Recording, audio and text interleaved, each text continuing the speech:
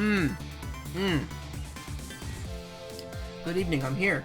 It's 12:30 on, Tuesday.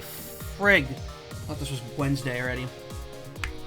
It's Monday night / Tuesday morning. I just started streaming, as you could tell. Hey, it's been a weird day. I don't really have much to say about it, honestly. It's just kind of been a day. I have a delicious blizzard right here. A cookie... What is it? Cake batter cookie dough blizzard. It's pretty good. It's very vanilla-y, which is kind of a shame.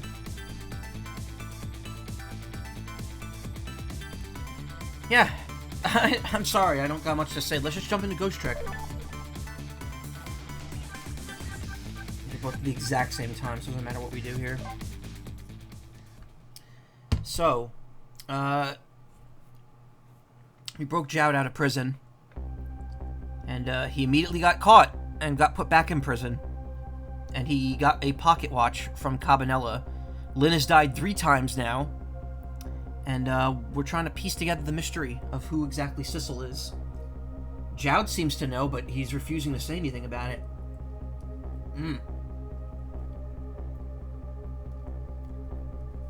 Blizzardrific. Oh god.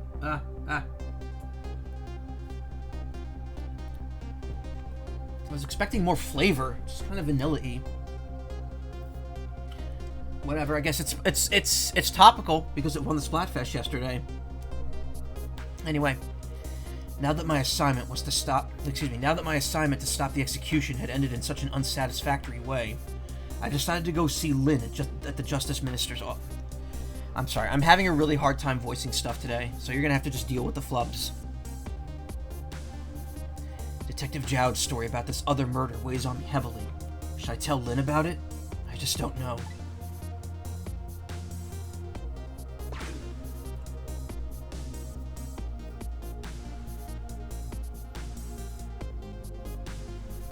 This time, Lyn isn't dead, but the atmosphere makes me think it might be too soon to count my blessings just yet.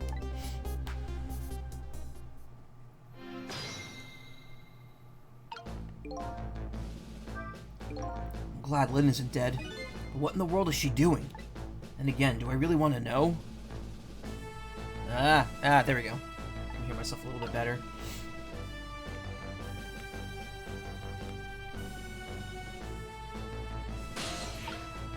Guess who's dead? Someone else.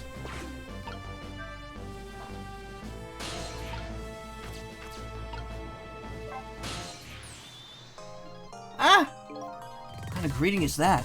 I mean, I know I'm a ghost and everything, but... Well, and how did it go? Was Detective Jowd still alive? He'd already been executed by the time I got there. I did manage to save him, but... You did? I'm so glad. Wait a minute, did you say but? I told Lyn about my adventure at the prison. About that other murder, though. I couldn't bring myself to tell her. Inspector Cabanela arrested Detective Jowd? I can't believe it! Yeah, I feel the same way. Can't believe that wherever I go, somebody's always dead. Either you or someone else. Sorry about that. So who is that lying on the floor there? Oh, you noticed him, did you? That's the Justice Minister. Man who signed the order to carry out Detective Jowd's execution. He was already dead when I got here. Should you have called for help in that case? I guess so. But if I'm wanted, remember? For murder? I was hoping we could save him without me getting caught. We, eh? Oh boy.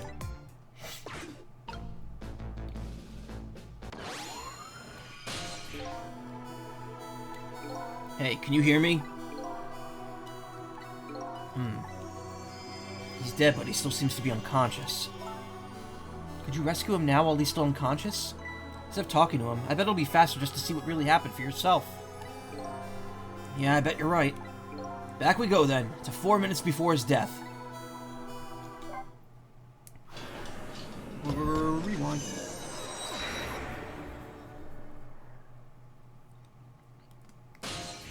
Enjoy some more of this blizzard.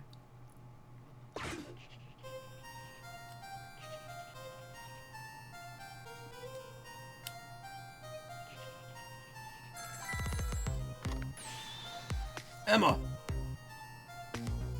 Oh, excuse me. What? Alright. I'll do as you say.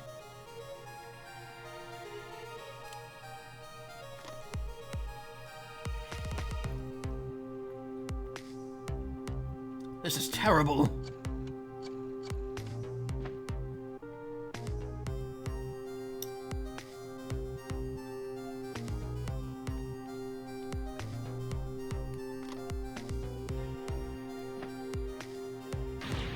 Why doesn't she answer?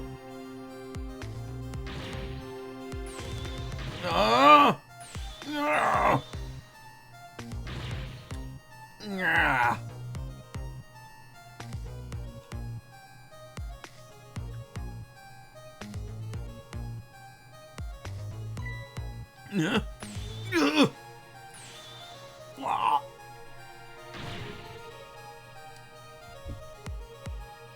Medicine. Good job, dumbass.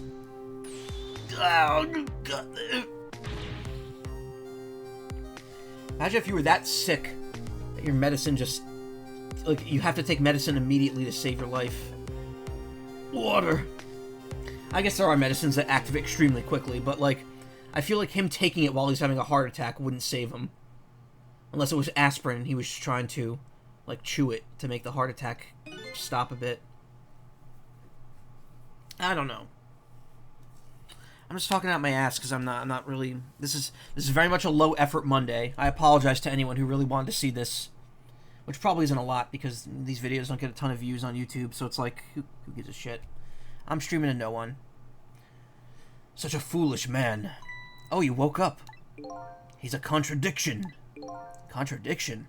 The more we search for the truth, the further into a dilemma we fall. The world of men is steeped in contradictions. If we choose this, we can't have that. A man tries to have his medicine bottle and water pitcher, too. He loses both. Oh, I don't know. To me, it looks like you could have had both of those things just now. He didn't know the truth about the world. That's why he died. Such a foolish man. Or maybe I should say a pathetic man. That's a more fitting word. I don't think this guy gets it yet. That the foolish and pathetic man is him. Is that what they call a contradiction? By the way, what's your name?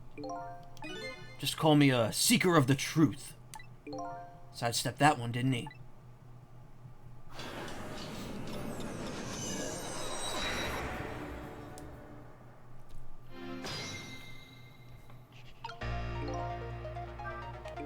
No need to think too hard about this one. All I have to do is get his medicine to him. Pretty simple. But there's one more thing that concerns me.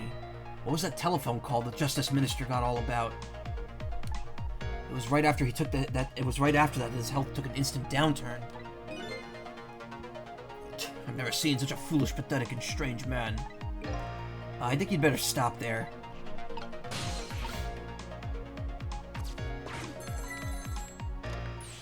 Emma! Oh, excuse me. Forgive me for calling so late, Mr. Minister. Who is this? How did you get this number? We have your daughter. Who is this? Emily's tutor? Would a tutor call at this hour? No. I'll say it one more time. We have your daughter. What? My daughter, is she alright? Tell me she's alright.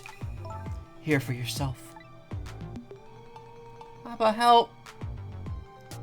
I'm gonna be killed. What do you want? What are your demands? I believe we already made our demand known the other day. Oh, so it was you. And have you complied? Has the execution been carried out? I didn't do it because of your demand. I did it because that's my job. Yes, of course. They should be contacting me any minute now with confirmation. There's no need for this kidnapping. We're very thorough. You do well to remember that. And of course it goes without saying, we're watching you. If this information leaves that room, you'll never see your daughter again. I trust you understand that. Don't tell the police, is that it? Exactly. All you have to do is your job. Alright, I'll do as you say. I'll make sure the execution is carried out tonight. You have my word.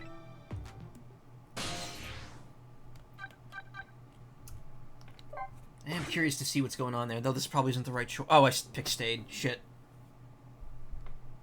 Hey, V2, how you doing? Trace complete.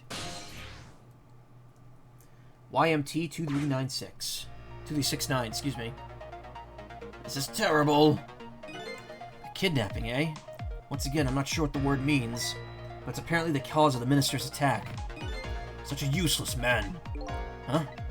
A useless man caught up in a useless case. Why doesn't he understand that? Anyway, we only have 4 minutes here. Better do something about that medicine. You okay? I'm doing alright. I've had kind of a weird day, so I'm just kind of no efforting this tonight. Hey, Ephraim. Nice number, yeah. What do you think the word kidnapped means? Yeah. Let me move my chat here. Sorry.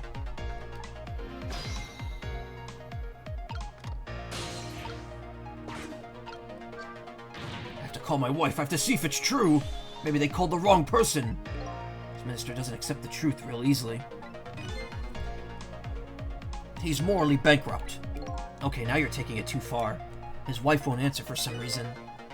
A wife who doesn't answer her phone. I think I know who that is. Morally bankrupt man deserves a morally bankrupt wife. Why doesn't that man understand that? Now I'm sorry I ever brought this guy along.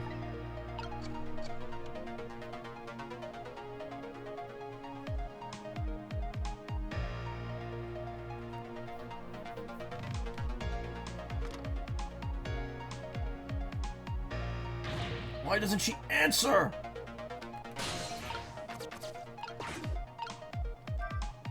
This medicine stops the minister's attacks, eh? If I could, I'd spill them onto his desk right now. But unfortunately, I can't even open the cap. What a shabby excuse for a man. Huh? He wears his important-looking uniform, sits working at his stately desk. But what does he have inside? Nothing. A miserable, shabby excuse for a man. I think you've already said quite enough.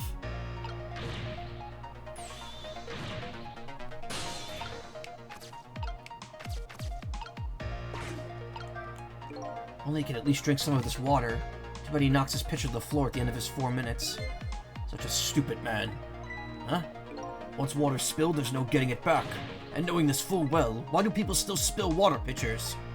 I don't know, those who don't learn from history are doomed to repeat it?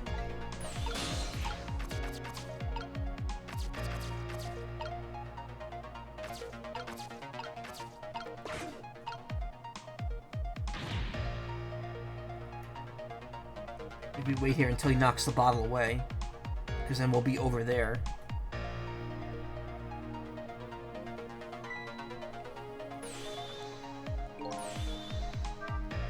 Uh-oh, here it comes. His worry and anxiety have reached their peak. Such a disgraceful man. Huh? If one lives his life in fits, he's bound to be plagued by fits. It's so simple. Why doesn't he understand? But there wasn't a chance to rescue him before now. It's not over yet, though. Can't give up now. Do you have any progress on BN4? No. I haven't touched the collection in months. At this rate. At the rate I've gone.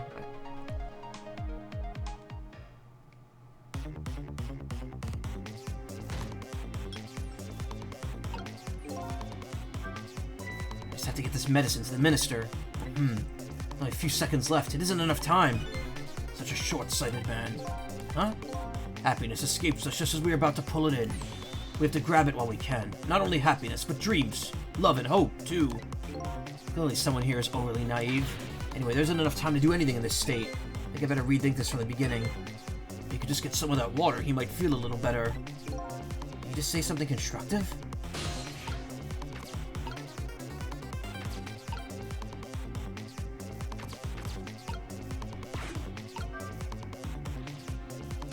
Ah.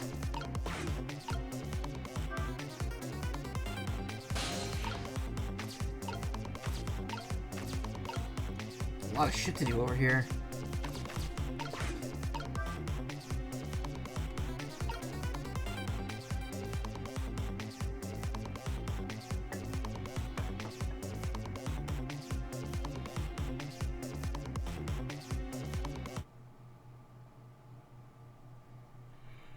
Whoop. To save the minister, I have to get him his medicine. But as things are, there just isn't enough time. Such unparalleled cowardice this man has.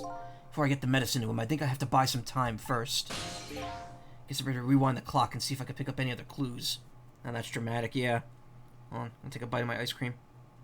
Mmm. Oh, now I'm starting to taste the cake batter. Mmm.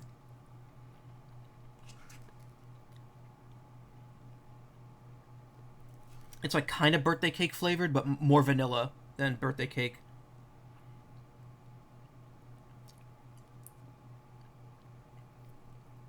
And there's a piece of cookie dough in it. And it's got it all over my chest. Cool.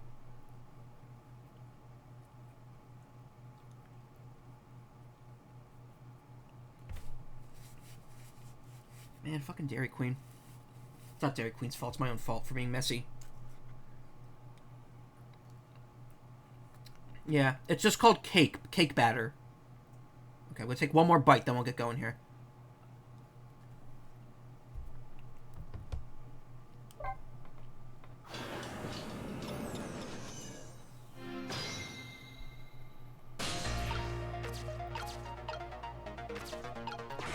Maybe I'll go see what the terrorists are doing.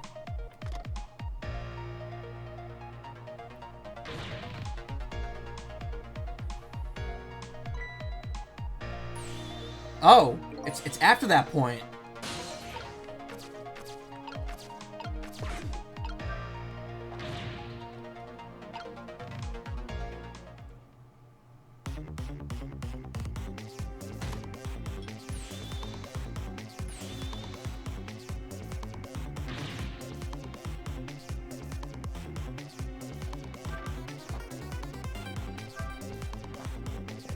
There we go.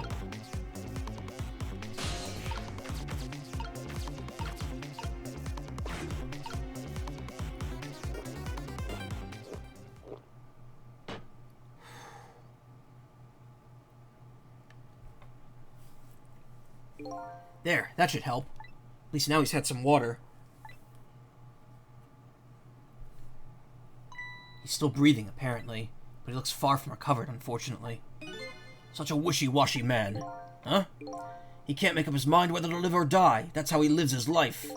Okay, at least now I bought some time to get him his medicine.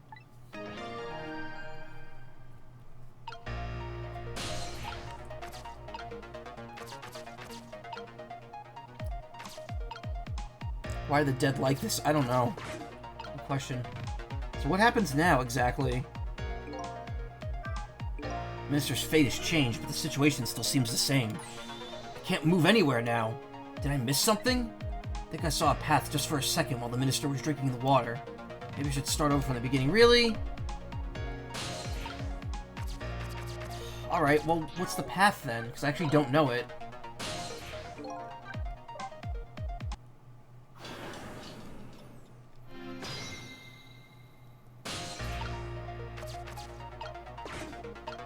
It's interesting that this one, if you choose to start from the beginning, it starts you close to the end instead. I don't know, he's like this because that's just his personality. Alright, once I move the picture back into place, I have to go into something. Probably the picture, and then probably go into the fan. That's the only way I could think of getting out of here. I can't get into the medicine, because the medicine gets moved way too far away.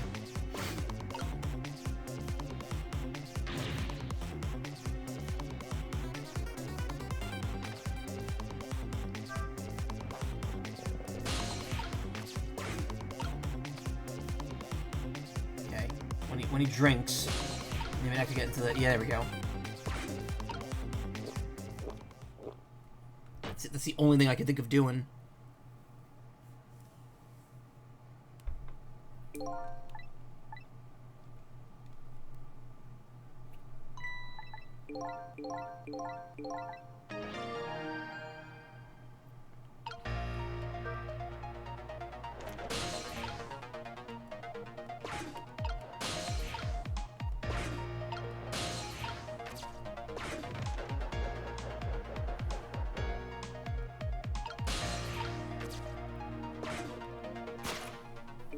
Okay, time for the next step. Now about this medicine bottle.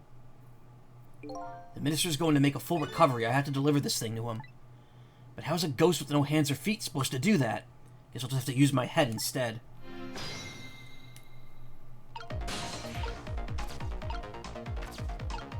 So we need to somehow swing this thing in a way that could hit the medicine, but it's too high up. Raising the arm does nothing, but it will get me up there.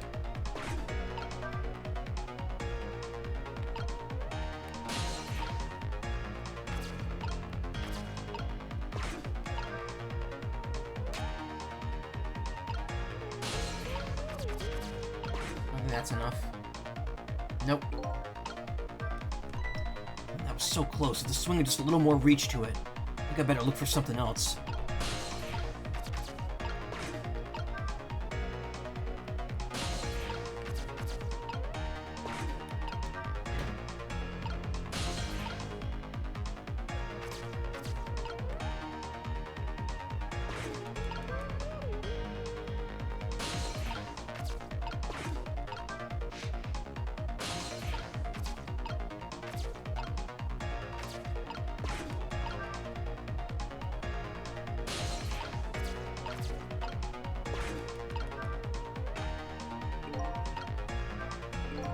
Pretty light frame for its size.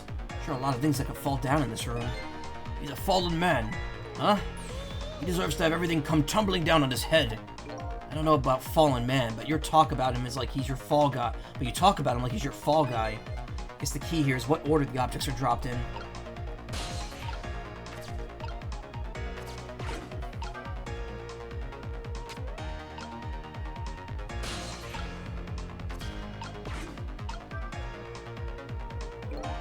Things the wrong way. That looks really good. If only the medicine bottle was under that swing. Bet it would go flying, but to the wrong side of the room. I think I'm starting to form a plan here.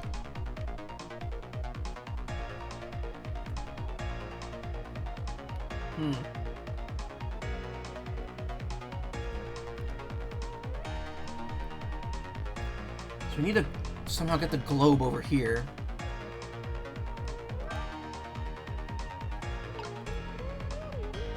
How does the frame fit into this, though? Oh, I must have to make that fall so that the thing can go over it. Okay, I think I know what to do. I think I might have this down.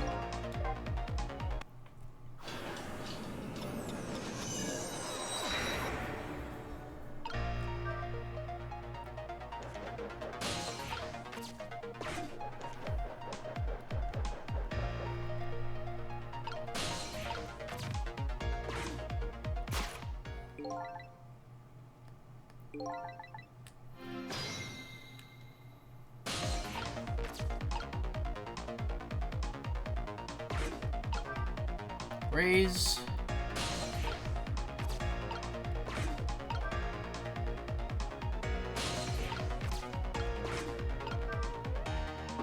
Knock this thing over. That was really loud. That urn is a lot heavier than it looks. Made of some pretty thick iron. Wouldn't want to drop that on my foot. I don't have feet, so I guess I don't have to worry.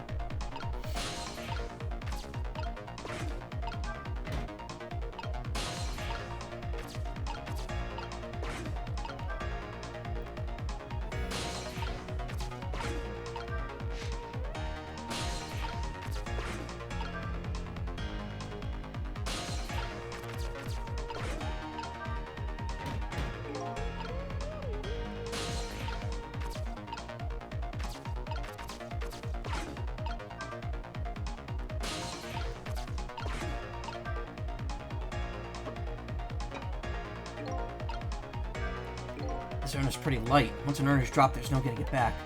Guess I better think carefully about what I drop and when.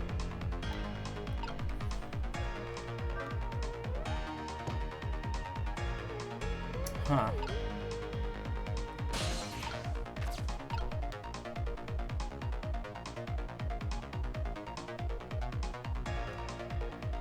Let me think about this for a second.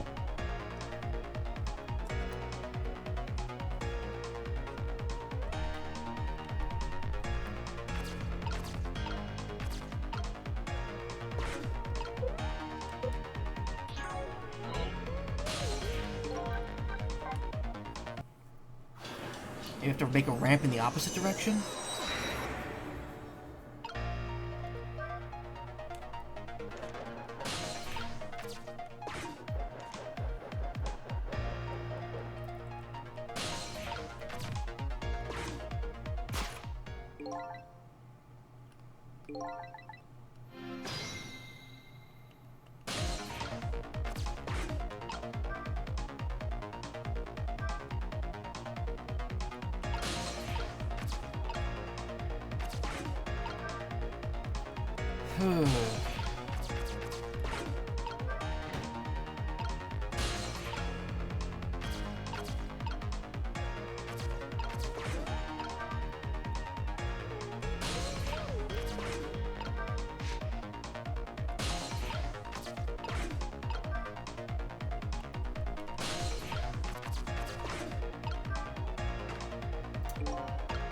No, that was... Damn it! Ah! Alright, no. Gotta go back again. Fuck. It's a lot to keep track of.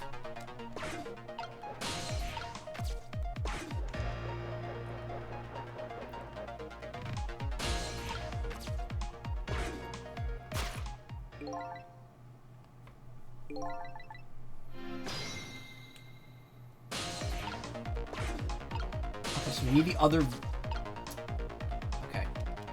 We need to loosen the side.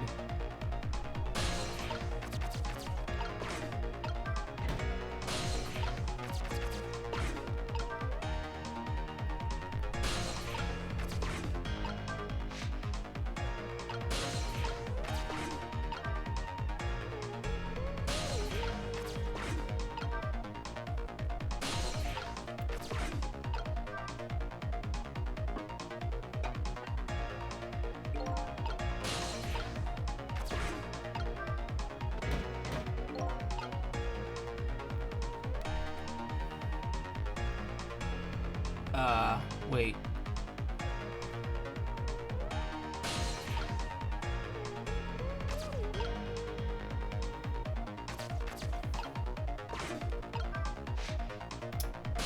I'm confused. What the hell am I supposed to do?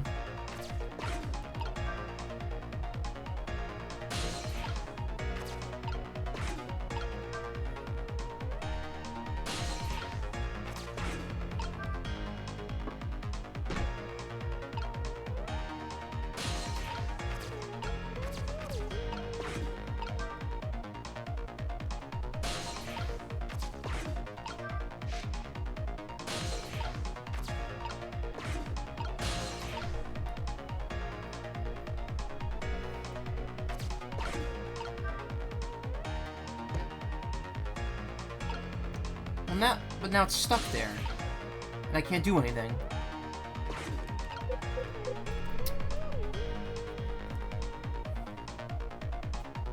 I don't know.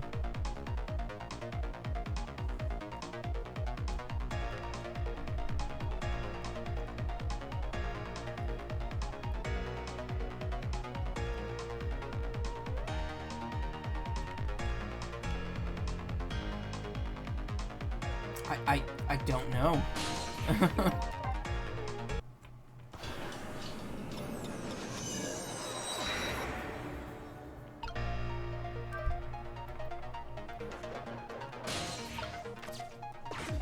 Alright, let's try this again.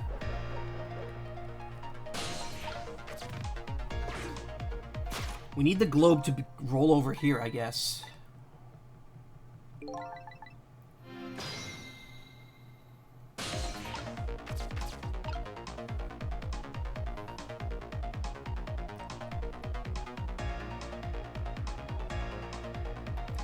We don't want to knock down the thing, because that'll get in the way, or it'll make the ramp go in the wrong direction.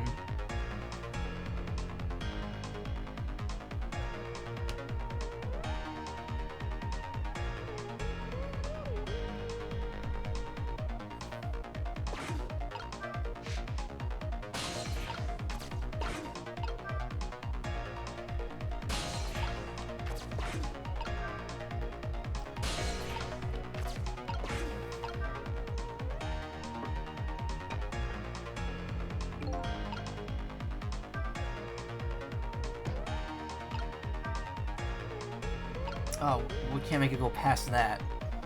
Alright.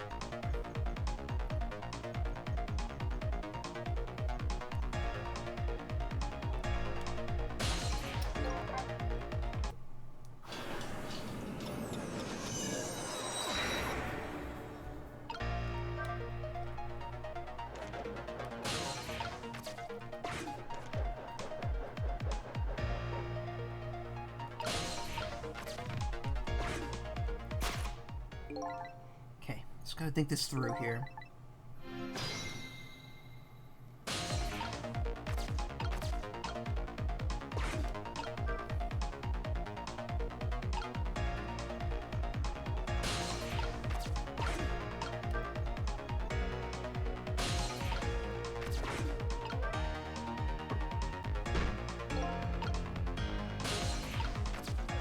Oh, I can't roll that. Okay.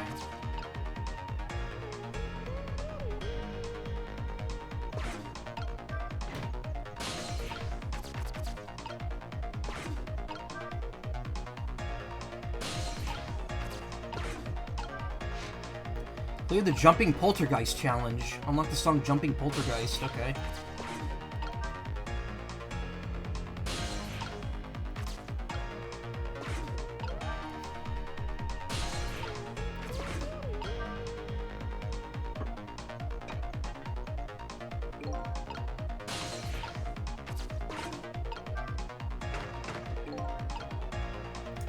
They're just...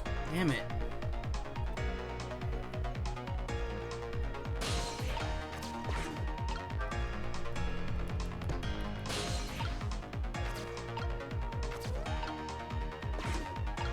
Oh, wait a minute. Hold on.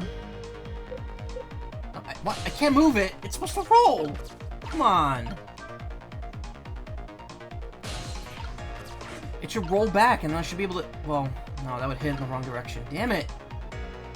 Fucking hell.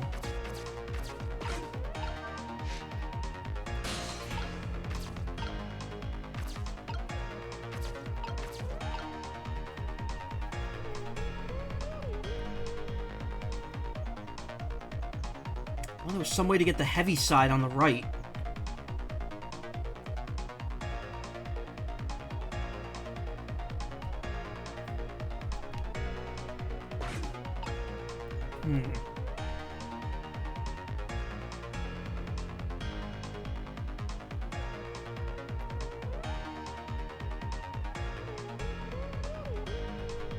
That would work. The globe is the key to this. I have to make it so when I roll it off, it'll go all the way over here. But I'm doing something wrong. The small container will always go in the middle, while the big one will always just fall straight down. So taking that into account, even if I don't send the second one down, I think I got it. It's when I send that. It's when I send the heavy urn down that matters.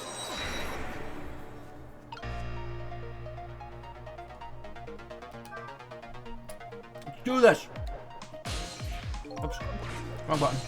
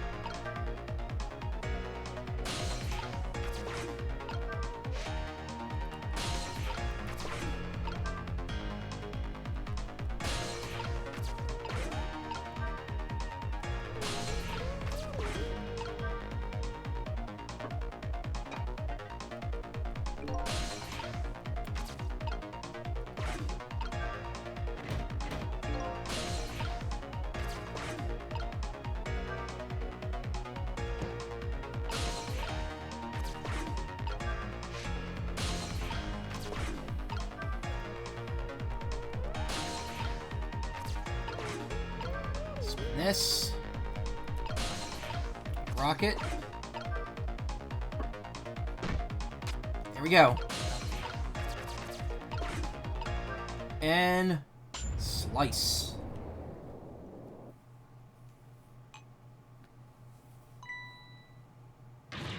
My medicine. Ah! Watch this. He just eats the whole fucking bottle. Dude's got some problems. There, the minister finally took his medicine. I think maybe he even took too much medicine. Such a greedy man. Perfect landing too, yeah. Huh? He's supposed to take 2 capsules with water. Doesn't he know that? Cut the guy some slack. There, see? Yeah, fun fact. With the too much medicine challenge. Yeah, fun fact, don't dry swallow medicine. I know that people do that on television shows. They're not designed to be dry swallowed. If it's a medicine that you need to take with water, take the water. You're gonna scratch and hurt your throat. Or worse. Ooh, that was a lot of work. Well, hopefully this taught him a lesson. Huh?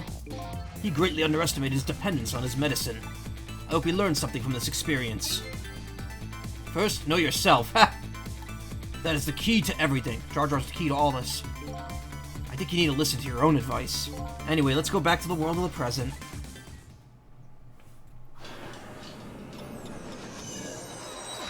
Okay, Lynn. Well, you and him should be having a rip-roaring good time now.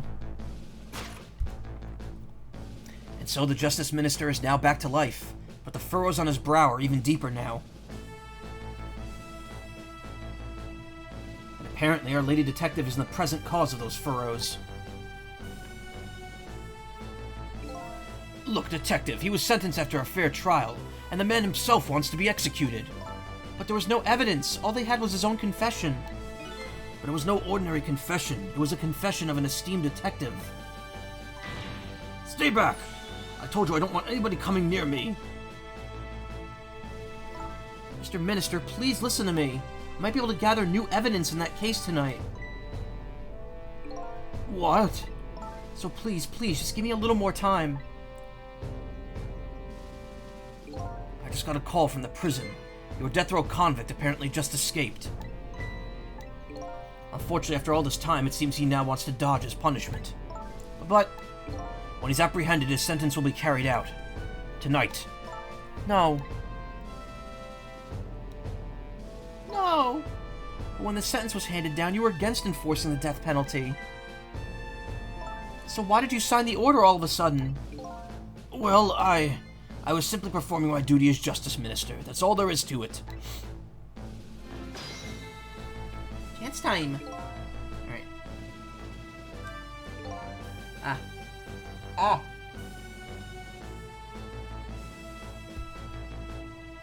Lynn looks like she's about to rip into the Justice Minister. I think she's forgotten all about me. I think I'll send her a little signal.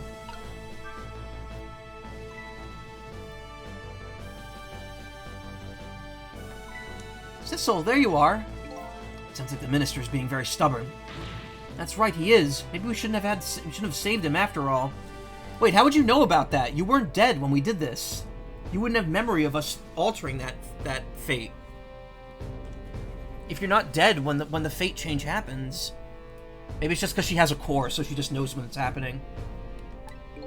The minister has to have the execution carried out tonight, and he has a very good reason for it. A good reason? I told Lynn what I had learned about the kidnapping. He woke up. Ba-da-bump! Kidnapping? They kidnapped the Justice Minister's daughter? Apparently. Oh my goodness.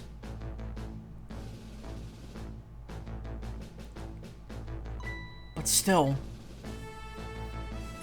that's still no reason to hurry forward with the execution. Why don't you go ahead and say that to the Justice Minister, then?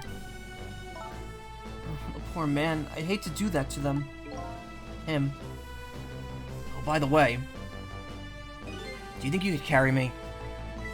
Oh, right, sure. Not very handy, is it, having no legs?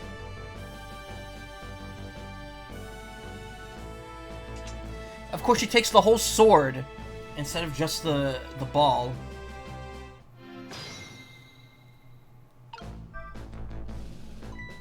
What are you going to do with that globe? Crack me in the head with it? Oh, this? Pay no attention to this. It's kind of hard not to pay attention to it. By the way, and please pardon me if this is a silly question, were you talking to somebody just now? But of course not, right? I mean, there's no such thing as ghosts, right? Are you talking about me? Ah! No, there's no such thing. This is a dream. It's nothing but a dream. Don't you remember me? My dream is talking to me. So now I'm a dream, eh? Oh, good. I'm glad they kept that consistent here.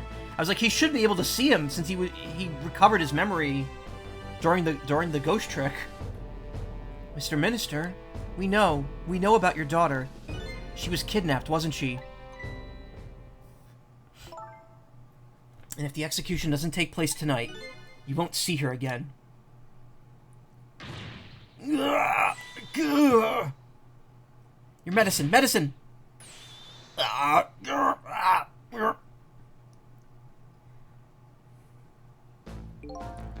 what am I going to do? The death row prisoner has escaped. If he isn't executed tonight, my daughter, my Emily. But what if that execution isn't the right thing to do? Come on, Lynn, if you keep pressing like that, he's gonna die again. What can I do then? I have to do something about that kidnapping. Until we do that, it'll be impossible to get the Minister on our side. That's the way I see it.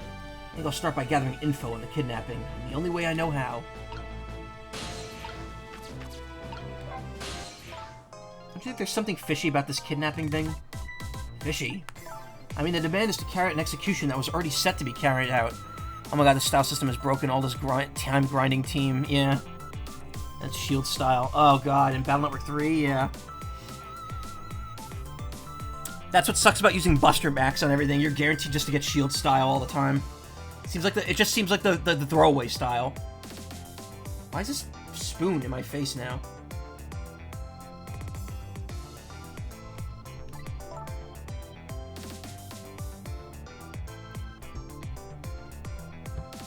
You don't get guts with Buster Max? Nope. I Buster Max my way through BN2 and all I got was shield style every time.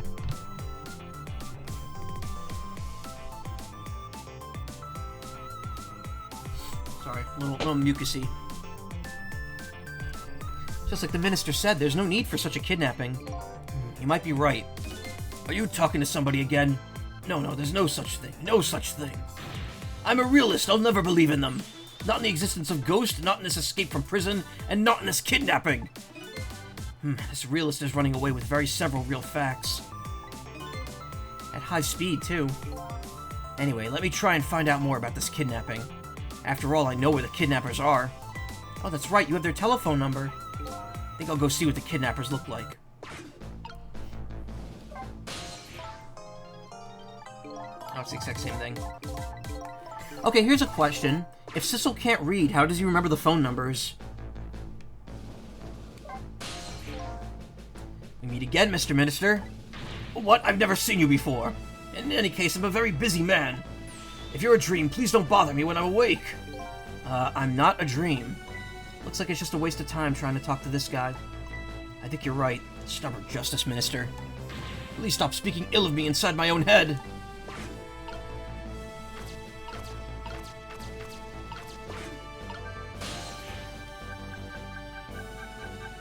Yumped. 2369.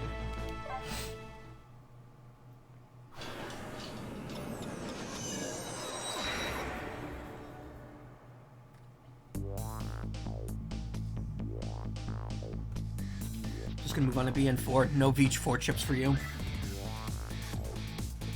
V4s are still Mega, right? V5s are the Giga chip, which I can't imagine spending a Giga chip slot on a V5 Navi. That seems so pointless. Really should pay the kidnappers' hideout a visit. After all, if we want the Justice Minister to come around, we have to solve this problem first. I feel like I'm slowly moving away from my own mystery, but I'm not the kind of guy who could abandon a little lady in trouble, so I guess I'm in this for a little while longer. Well, it's one additional Flashman if you're spamming them. True.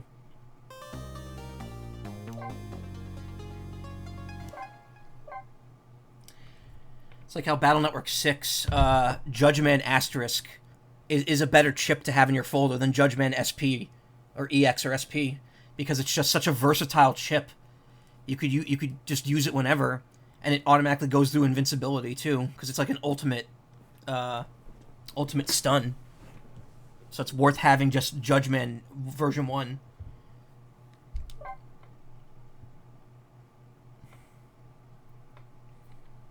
Chapter 11, 12:10 a.m. The Justice Minister's daughter has been abducted. Kidnappers demand the execution of the death row prisoner Jowd to be carried out tonight. Lynn says the execution is a mistake, and I believe her. And so I'm paying the kidnappers hideout a visit to see what I can find out about the abduction.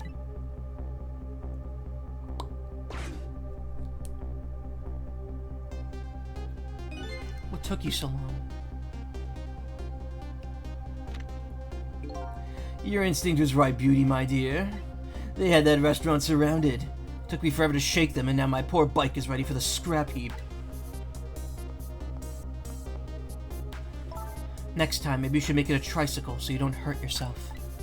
Ouch, that hurts, Beauty, but that's okay. That's what I love about you.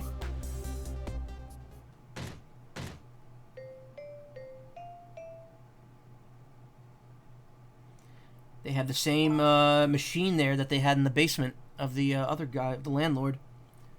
Be a little more gentle with our valuable hostage, please. Yes, yes, always keep a smile on the lady's face, right, my dear? There, see that, Beauty? Now there's a smile blooming on your face, too, my dear. Yes, a wry smile. Think I know what's in the suitcase. I remember what's in there now. I'm going out for a breath of fresh air. You're on guard duty. Alright, I'll dream of you until I return. I'll dream of you until you return. Why don't you open the trunk for our guest? I will, Beauty. We're just taking a little breather.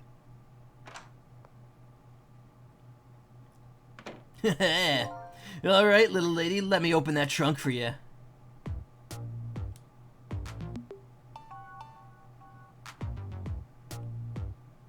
Beauty. Wow. Fell asleep instantly. Looks like the Justice Minister's daughter really has been kidnapped, and something else is bothering me too. I don't think I've ever seen this room before, but something about it's giving me a strange sense of deja vu. I've seen something like this before. The exact same shit. Taking something precious to manipulate others. So that's what kidnapping is. Dirty tricks those without powers of the dead the dirty tricks those without the powers of the dead come up with. However, if I take that precious thing back, their power vanishes, doesn't it? Now then, time to see how the Justice Minister's little girl is doing, before this guy wakes up from his dream of beauty. Take a second for some ice cream here. A lot of it's melted, but there's also cookie dough pieces, so I have to scoop those up.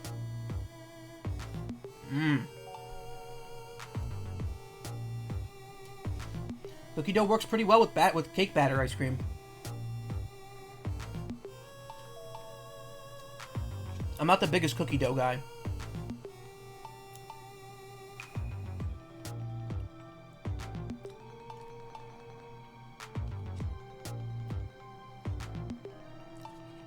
Bump, bump.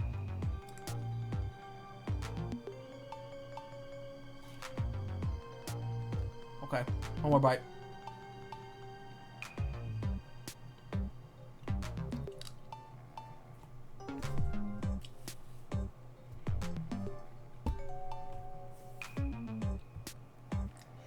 Let me tell you, DQ, I've complained about this before, but their blizzard sizes have definitely gone down. What was once a medium is now a large.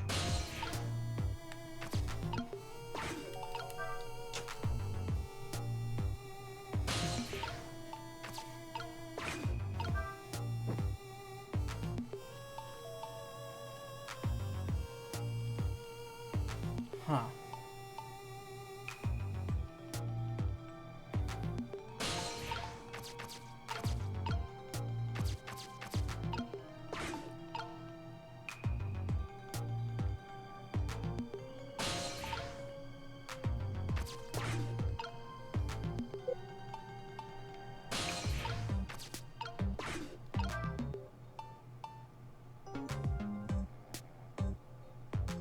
Oh.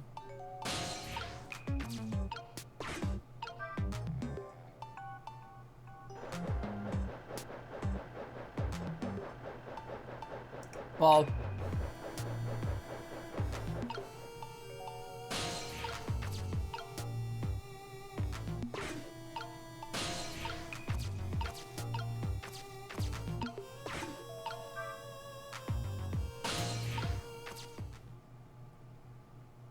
Darn. Can't reach my destination from here.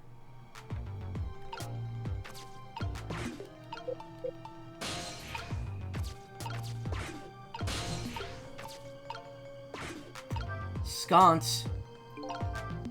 Wisconsin. This is one of those things you light with fire, isn't it? As long as there's light in this room, is something like this really necessary? But if something can be lit, it kind of makes me want to light it.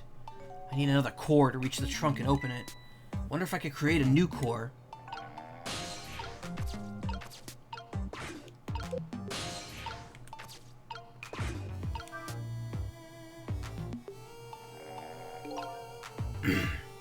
The shelf is suspended by very thin cords. Look like they're about to break. It'd be quite a spectacle if it fell. Something could break, it kind of makes me want to break it.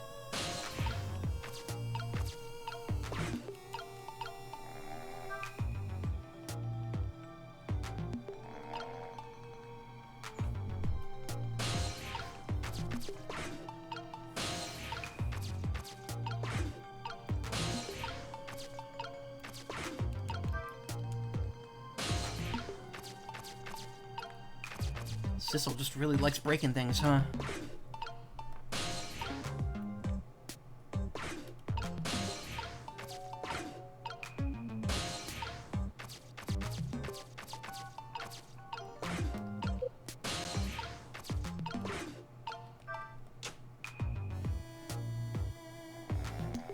Okay, getting somewhere. I don't know where, but...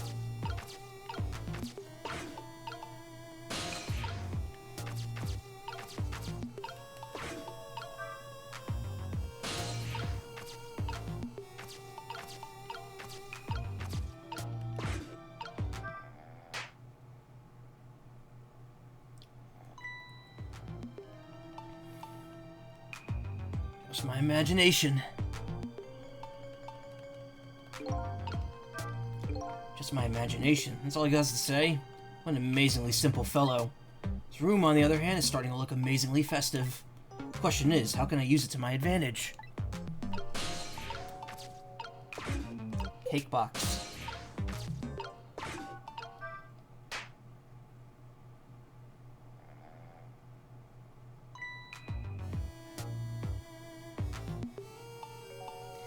It's just my imagination. If he's any more laid back, he'd fall right off that crate. But look at that streamer go spinning round and round. I'm not spinning. What are you talking about? Now, how can I make use of that?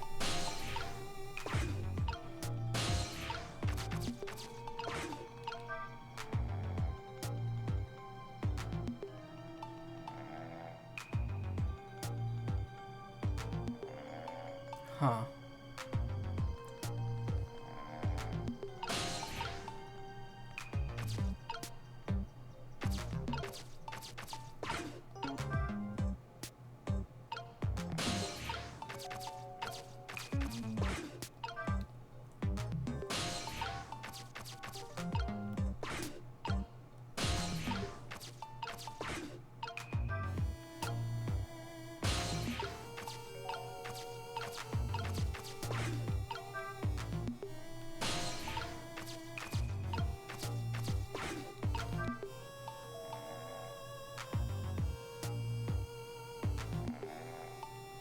Oh, that fast spin doesn't last a long time, huh?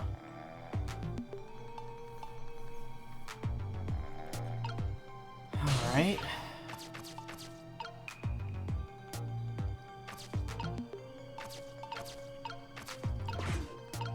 This is giving me the back room of Paper Mario vibes, where you enter the Shy Guy toy box. This room's making me think of that, because it's like a storage room.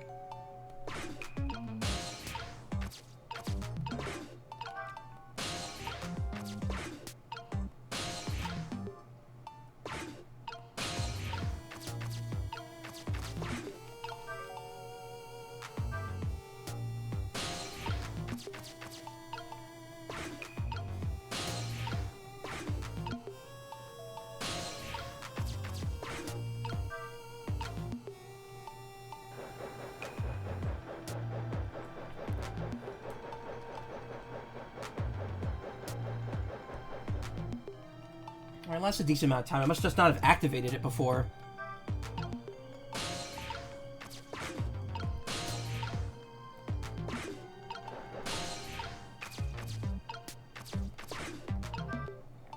Oh, and it stops if you leave the area. Okay. I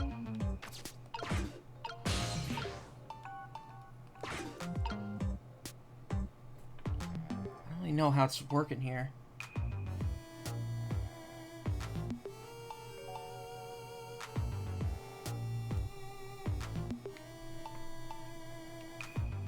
Problem is, there's no sense of depth here, so it's like, what am I supposed to do?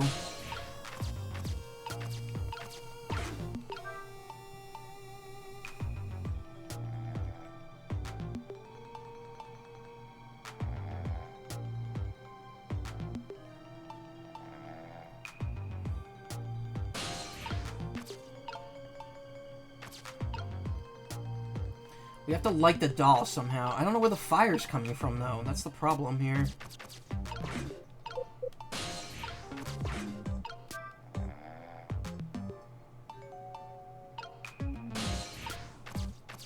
Getting lots of Battle Green mystery data. Nice. That's helpful, especially when it's Zenny.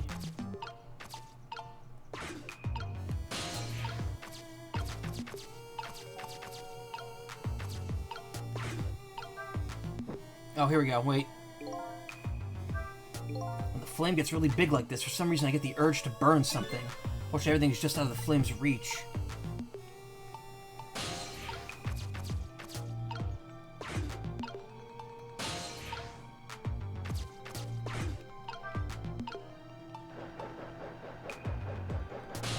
Seriously?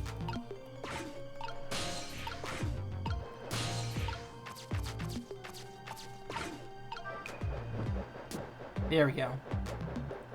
I don't like that candle. There we go.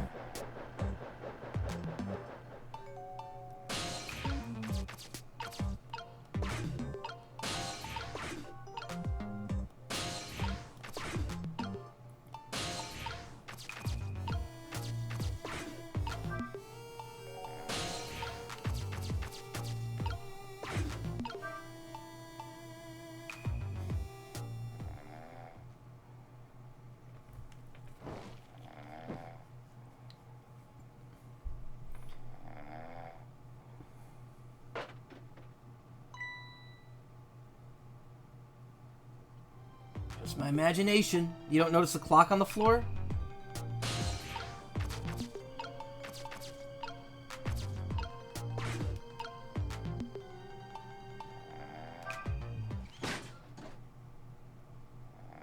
Surprise, it's not actually, it's not the minister's daughter. What in the... What's going on here? This little lady is... Is this little lady really a daughter of the Justice Minister?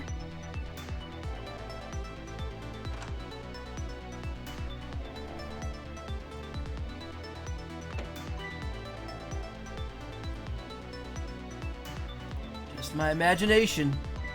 Yeah.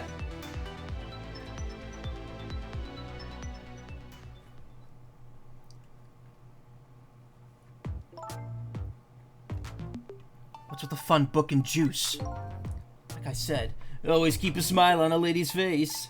I wanted to treat our guest well. How about treating me well? I'd like some bread and milk, please. It's a weird thing to ask for. You give me a slice of white bread and a glass of milk. At your service, my dear. Be back in a flash. Hey, mister. Yes, cute little lady. More juice, perhaps? All you have to do is ask. Have I been kidnapped? Don't cry, little dear. There's nothing to be afraid of. The surroundings are miserable and filthy, I know, but we just ask for a little patience. Don't say those awful things about this house. This house is where I used to live. What? I apologize, little lady. I'm the one who's miserable and filthy. Forgive me. What's the meaning of this, beauty? Why here at this girl's old house? Don't ask me. It was the other party in our deal who chose this location. Oh, I see. It's been empty for 5 years, and apparently nobody ever comes here. But never mind that. What about my bread and milk? Oh, of course. Now you be a good girl while I'm gone.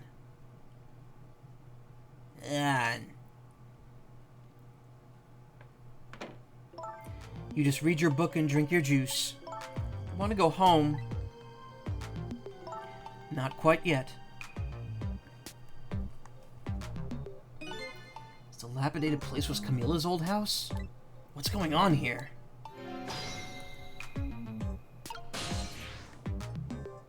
What in the world? Why does the little lady have a core of the dead?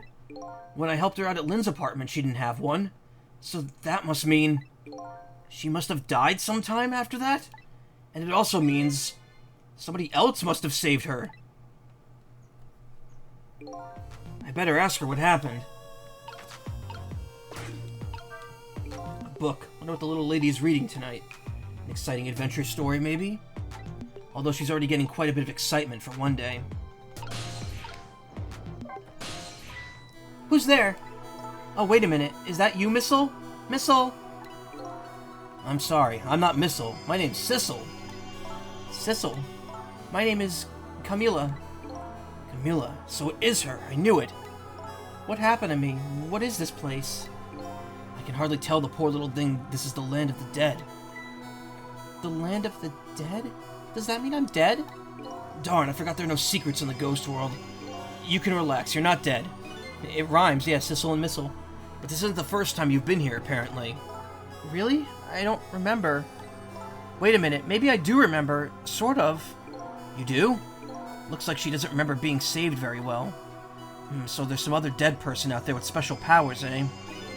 Anyway, I don't want to press her if she doesn't remember dying. Do you mind if I ask you a few questions about something else? Sure, go ahead, Sissy. Sissy, eh? Ahem. Lynn asked me to do something for her tonight. I know about that part. She asked you to go to the chicken kitchen on Dead End Drive, right? Yeah, but I never got there. Now I wish I could say I'm sorry to her. That's a low blow, yeah? I never should have gone through that park. What park? Temsic Park. It's a shortcut to Dead End Drive. Is that where the kidnappers grabbed you? Yeah, Lynn always said, I don't like that park. Scary things happen there.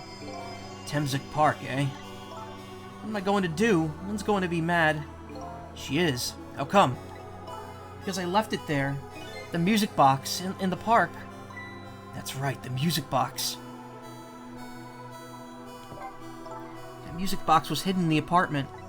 I finally found it with a little bit of luck and courage. Guess where it was? In the Christmas tree. I don't know where. I'll pretend I don't know. You know. You don't have to humor me. Oops. So what happened to the music box? I hid it in the bushes at the park just before it happened. Just before you were kidnapped, huh? I didn't want the bad man to take it, so I hid it. I bet it's still there in the park. You did well. So the music box is in the park. Better let Lynn know. This is your old house? Yep, this is where I lived until 5 years ago. But now I live with Lynn and Missile. Lynn is like a big sister to you, isn't she? Yep, she's a detective, you know. She's a hero. She is, huh? By the way, about your father. Is he the Justice Minister? My father is... gone. Gone? Maybe he passed away? No, that's not it. My dad. He's going to die, and it's all because of me. What? What do you mean, because of me? Why would you say that? It's called an execution. My dad is... a detective. No way. Don't tell me your father is Detective Jowd. That's right. What in the world? 5 years ago, something really bad happened. Like a scary dream. But it wasn't a dream. 5 years ago. That murder case. It was Mom's birthday that day. My mom and Dad were working and I was home all by myself. And then I had an idea. I was going to surprise my mom. I set up that contraption.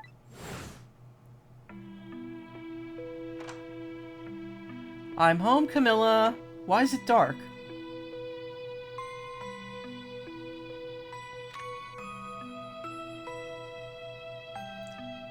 It's the same contraption from the junkyard landlord's building.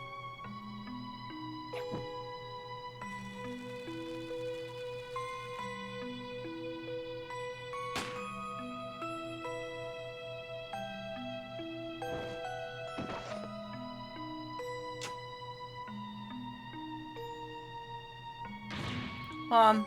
Mom! What was that noise? I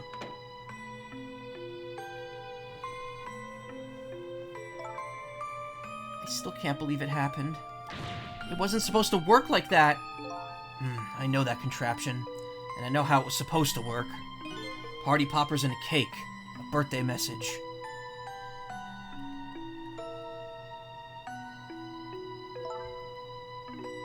My dad told me not to tell anybody. Just leave it to me, he said. Oof. My dad wanted to be executed. He asked them for it. I wanted to tell everybody it was my fault. My dad said what I saw was a bad dream. He told me to forget it. This is all so unbelievably tragic. I can't believe it. The little lady's Detective Jowd's daughter? I just can't tell her. I can't tell her why she was kidnapped. Why was I kidnapped? I want to know. Oops. There are no secrets in the ghost world. Maybe we'd better stop talking. It's too dangerous. Sissy, you're not going to talk to me anymore? I think we'd better get you out of here first. We could talk more after that. Okay, but I'm going to rescue you now. Just hold on a little longer, alright? Okay, but we'll talk later, right? Don't forget. You promised, Sissy. Updated the phone book.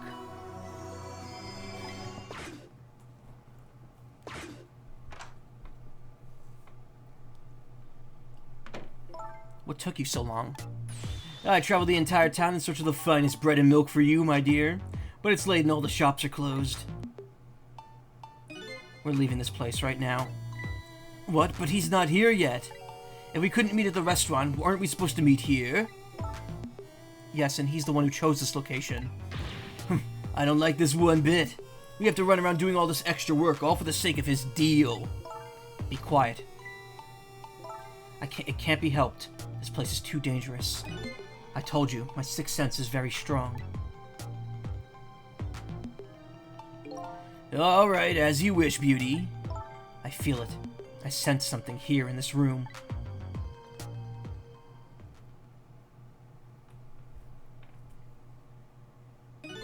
Is somebody there? Can you hear me? Is she talking to me? I could sense your presence, you know. The next time I sense you, this child will die. Remember that.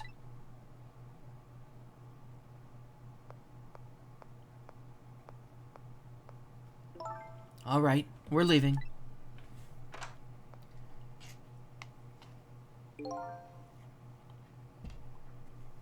Pardon me, little lady. Just pushes her right back in.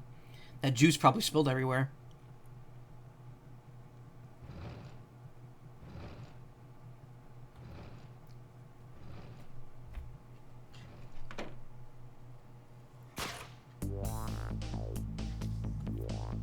All of a sudden, I'm left behind alone. Alone in the room that stole the little lady's smile away 5 years ago. The little lady is gone now, leaving me with only a few new facts, and a very few heavy, very sad facts. Does Lynn know all about this? One other thing stands out in my mind. I could sense your presence, the sum of that kidnapper's final words. Do those two know? Do the kidnappers know about the powers of the dead?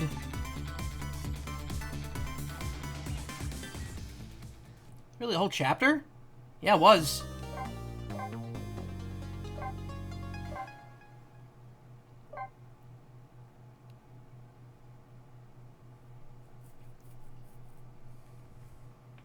Chapter 12, 12:25 a.m. Looks like the kidnappers made a big mistake. The girl in the trunk was Detective Jowd's daughter, Camila, not the minister's daughter. When I got back to the Justice Minister office, things were getting even more out of hand. The devastated man was being grilled by the fiery detective lady.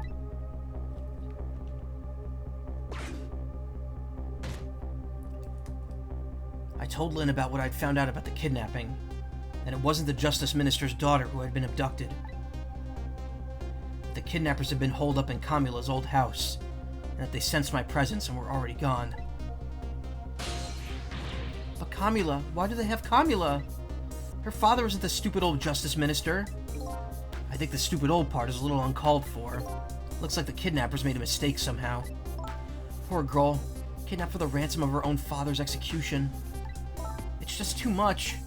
It's a cruel twist of fate, I agree. And then there are those other twists, too.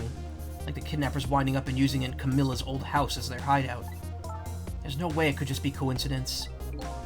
And them sensing my presence. They seem to know about the powers of the dead. I just don't understand any of it. I told you before, Detective. I want you to stand back. Who cares about the distance at a time like this? Look, Mr. Minister, it wasn't your daughter that was kidnapped. Don't try to pretend you didn't hear what we were saying. Ah! Desk slam. How can I believe in you? I'm a realist! Please, if you don't believe what we say, see for yourself. Just call home and... I tried calling 100 times. My wife won't answer. She won't? It's complicated. Oh, why does life have to be such a complicated thing? If she doesn't answer, then doesn't that mean that everything's normal? It doesn't prove it. I'm being watched. I can't have the police go check for me. Besides, if the execution isn't carried out tonight, the hostage will be killed. What difference does it make that it's not my daughter?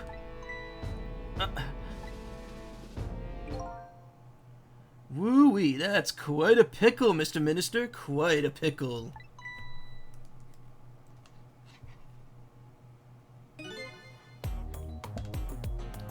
Miss me, baby? Inspector Cabanela.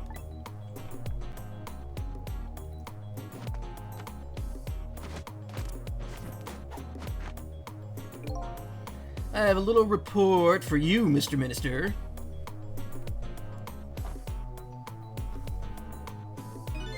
The escaped prisoner has been apprehended, thought you might like to see him, so here he is.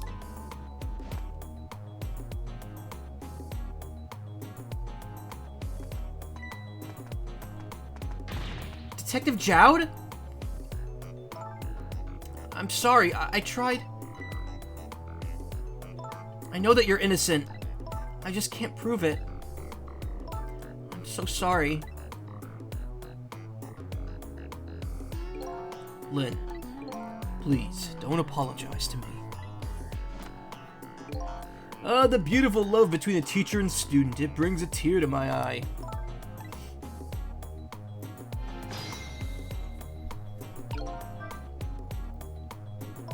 You knew, didn't you, Inspector Cabanela, that the execution was tonight? I don't believe I had any obligation to tell you. You're fine with this? I mean, you know as well as I do. Detective Jowd could never have done such a thing. Oh, come on now, baby. I know no such thing. Huh?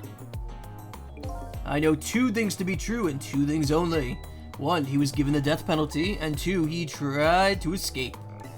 What else could I do but haul him in, baby? If that's the case, why did you bring him here? Whatever do you mean, young lady? He escaped from prison, right? So why didn't you just take him back to the prison? I think you only brought him here to brag about your accomplishment. Isn't that right, Inspector? For your own selfish reasons? So are all those rumors about you true? That the only thing you care about is a spotless record? Is that more important to you than saving a friend? Everybody has certain principles they can't go back on, including me. You'll understand that someday, baby.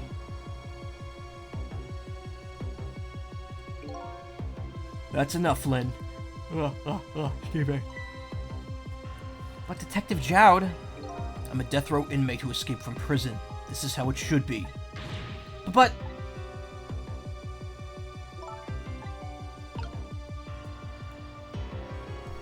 I didn't read Sissle's thoughts there.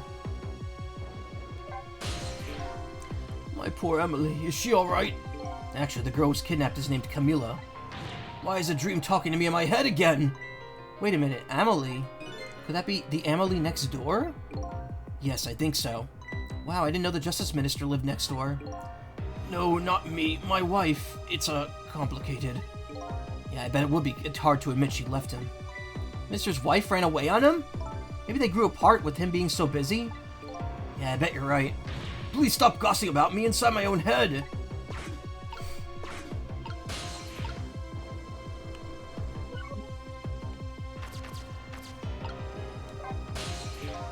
According to what I heard, Emily was supposed to go to some sort of lesson tonight. Those horrible kidnappers, they were lying in wait for her.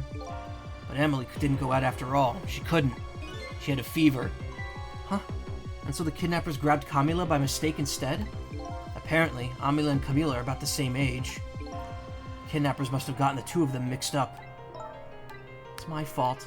If I hadn't asked Camila to do that errand for me, this never would have happened. Oh right, you asked her to bring the music box. Camila. So, Mr. Ghost, we meet again. I hear something happened. Something about a kidnapping. Some kidnappers are saying they abducted the Justice Minister's daughter. That's terrible. What's their demand? The carrying out of your execution tonight. I had no idea I was so hated. But the minister doesn't have to worry. I die and it's all over. Very simple. It's not that simple. Why not? Because it isn't really the minister's daughter who got kidnapped. It's Camila. What? Camila? I checked it out for myself, I'm positive. No, it can't be. And by the way, Camila told me something interesting. She said the one who killed her mother 5 years ago was Camila herself. What? What are you talking about? Don't listen to him! I'm the one who shot her. I'm the one who shot Alma. And when I'm executed tonight, that'll be the end of it. Camila won't have to suffer any more after tonight. For a capable detective, you sure say some incredibly misguided things. You dying isn't going to end that girl's suffering. It'll just bring her new suffering. The only person's pain this execution is going to ease is yours. Oh, that gasp fucked me up. I'm gonna seal up the rest of this, Actually, you know what I'm gonna do? I'm gonna take a quick bathroom break here. I gotta wash my hands. I'm gonna put my, the rest of my Blizzard, what's left of it, in the, freezer. Because I need a drink. I'm kind of getting dry throat here. So I will be right back. And I'm back. Alright, that was only, what, 2 minutes? Yeah. Less than 2 minutes. No, more than 2 minutes. And it was 3 minutes. Oh god, if I do Buster Max spam and BN4, will I do the Dark Mega fight? That's a good question. I don't think Dark Mega will have the Buster Max applied, but I don't know. I mean, Buster Max is specifically designed to be an accessibility option. I doubt they would make it so it, like, blows up in your face if you use it. Could try it, though. Anyway, I'm back from cleaning up a bit here. I have a drink, and we're good to go.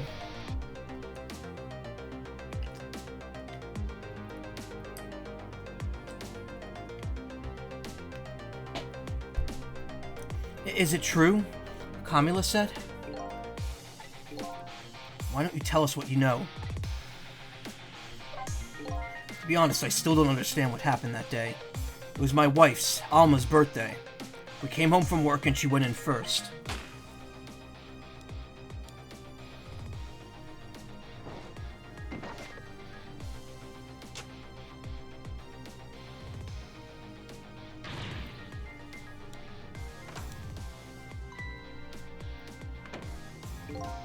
I looked for the shooter, but there was nobody to be found.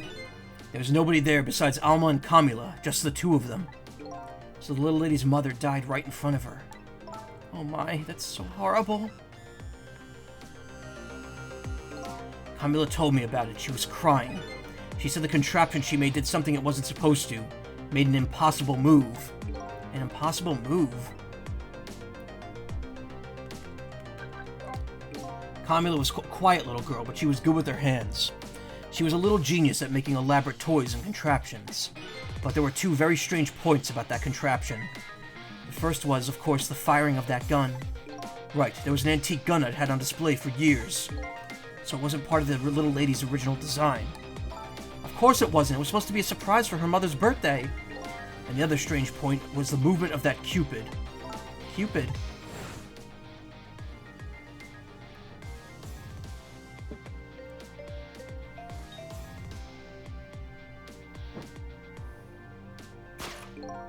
It was supposed to shoot its arrow without turning around.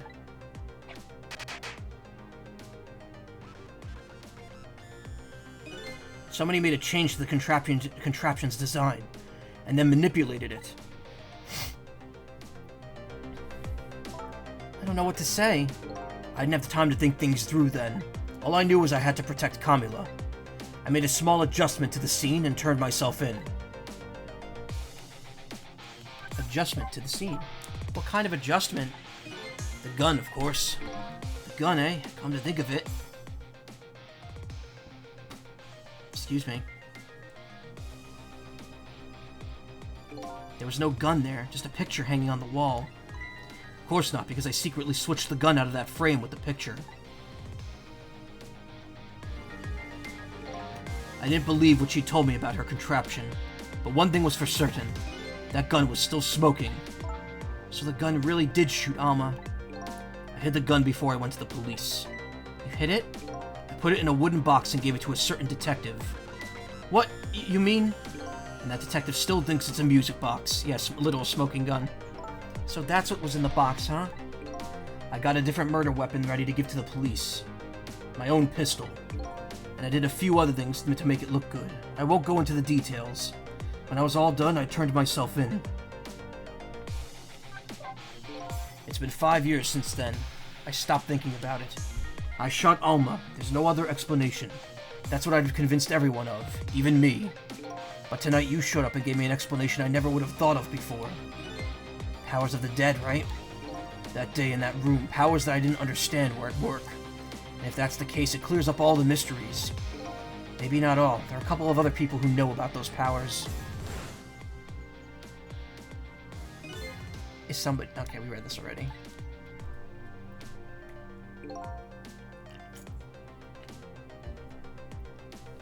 The kidnappers who abducted Camilla knew about those powers. This is no ordinary kidnapping. Looks like my wife's case isn't coming to an end after all. I'm the only one who thought it was. Detective Jowd, there's still time before dawn. A little, anyway. How about you see this case through to the end before you die?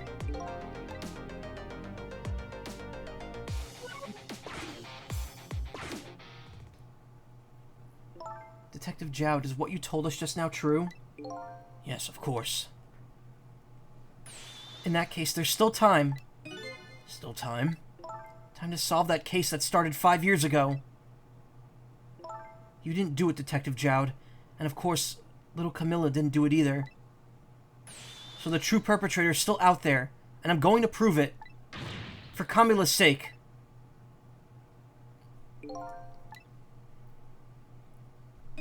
That sounds wonderful. Thank you, Detective Jowd. Lynn, where is that music box now? In Temsic Park. Camilla left it there. That gun is important evidence. You better go pick it up. Yes, sir. I'll go right now. Sissile, take care of Detective Jowd.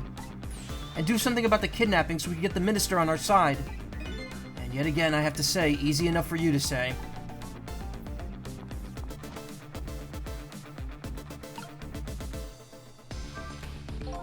What's going on? Deal with me the deal, Mr. Death Row inmate. I like how Cabanel just stood there. Wasn't Lynn on suspect of being a murderer too now?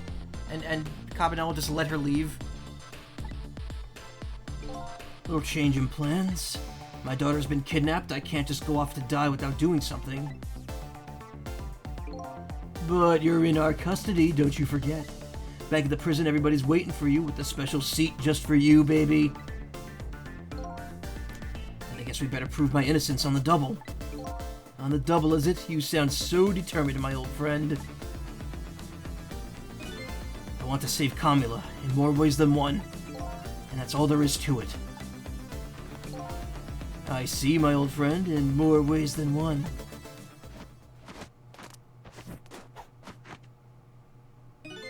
What say you, Mr. Minister? May we have your decision? Should the execution be carried out tonight, as planned? Or should we hold off and wait for this important evidence to come in?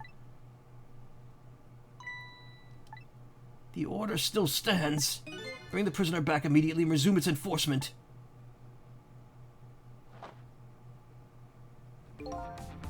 As you wish, Your Excellency. Please don't bow down to me. And especially not that low. In that case, can I have one of your boys arrange a prison van to pick him up? Would you be so kind? Yes, sir.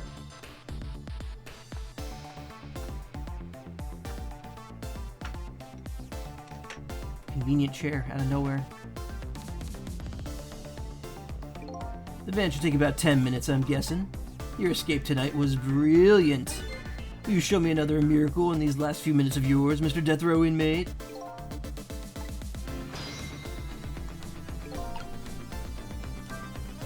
Glad to see Detective Jowd all fired up now. But I feel like I'm under the gun here. Even if Lynn does come through with proof of Jowd's innocence, it'll be meaningless if Jowd or Camilla dies. I've got to do something about the kidnapping, somehow. Maybe I should ask for some advice from the capable detective here. Excuse me, Mr. Minister. I can't hear you, la la la la la la. I'm sure you heard everything we've been saying. Are you telling me you don't believe any of it? Let me speak plainly, I don't trust you. But there's somebody else with whom I trust even less. Oh yeah? Who's that? Me! I can't explain your existence, it's not normal, but I'm pretty abnormal myself. So maybe you're just a figment of my imagination, a delusion. Would you listen to a delusion? To be honest, I have no idea what you're talking about. I got that bit about you not trusting me, though. Good.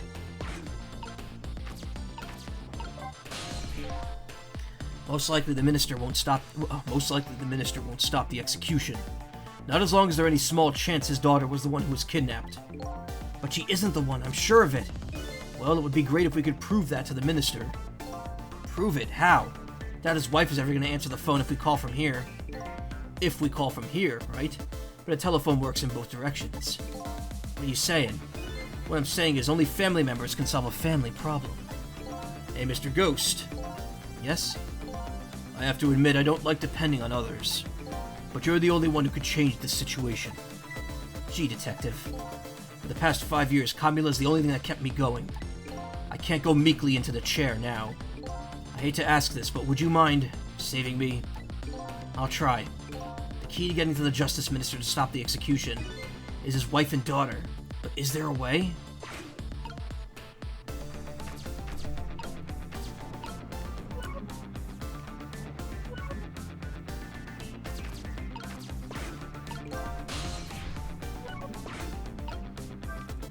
Well, hanging around here won't change anything. We've got 10 minutes before the prison van shows up. I can just do something about the kidnapping in those 10 minutes. Guess the telephone lines are my only hope.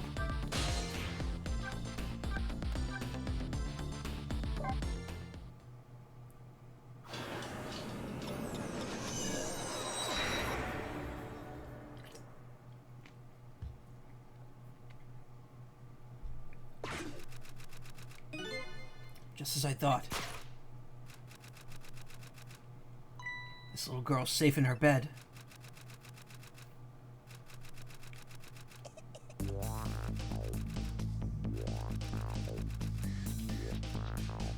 Murder, execution, jailbreak, betrayal, and now kidnapping. This last link in the long chain of a sad fate lit a fire in Jowd's heart, and the chance to turn it all around is right here in this room. I'm getting a strange premonition. Everything that happened so far tonight has been related back to me in some way, and I bet this mistaken-ridden abduction does too. Wait, really? Wow, these chapters are going really quickly, and we did nothing that last chapter. We literally were just in that office talking to people. There was not even a puzzle.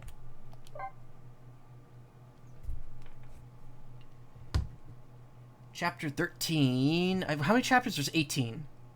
And we did 9 in two streams, so if I do at least 4 tonight... Well, I went through 2 really quickly. I probably should do, like, 5. Should probably aim for 5, but I'm going to also stop in an hour and a half tonight. visited the novelist's apartment again, hoping to be able to do something about this mistaken identity kidnapping. As long as there's any possibility that it could be his own daughter who was kidnapped, I doubt the Justice Minister will call off the execution tonight.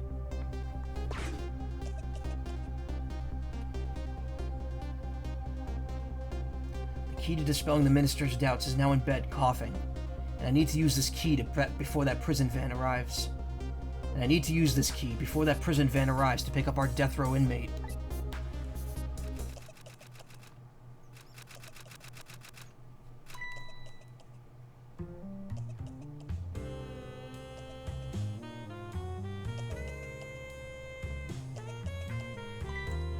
My darling angel, just listen to that cough. You naughty thing. Did you leave your nice warm bed to go out into the night and play? A daughter after my own heart, but I must confess I didn't even notice you were gone.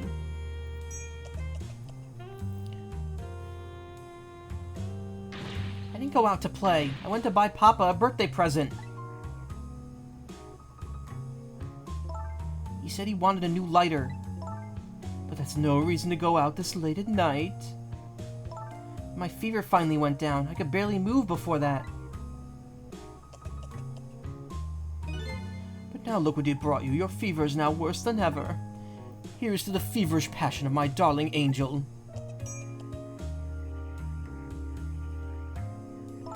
Mama? Yes, darling? Let's call Papa and wish him a happy birthday, even though it's already past midnight. Not tonight, Emily. I hate you! Oh! Headphones. I had them resting on top of my head because it's a little too hot. Looks like this little girl was safe all along. I already knew that, but I'm still relieved all the same. And there's another lucky development too. Emily wants to call her father. Now if I could just make use of that feeling somehow. That would surely bring the Justice Minister around.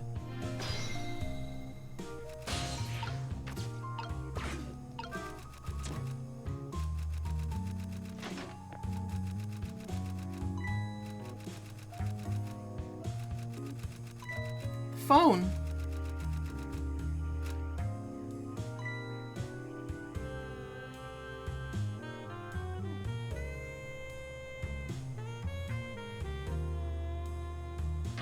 Amelie, I told you couldn't call him tonight.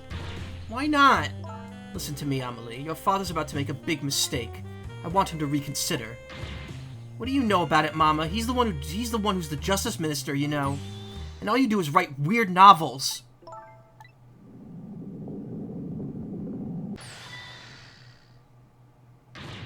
What do you mean, weird? How dare you disparage my romantic expressions? Now you've really made me angry. You really have. How do you expect me to forgive such an insult?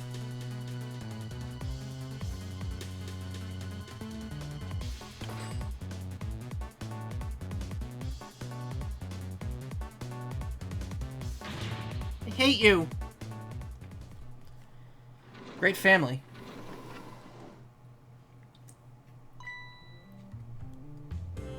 There. I'll be keeping my eye on you now, so you won't do anything else mischievous. Like calling your father. I hate you. I can hear you, you know.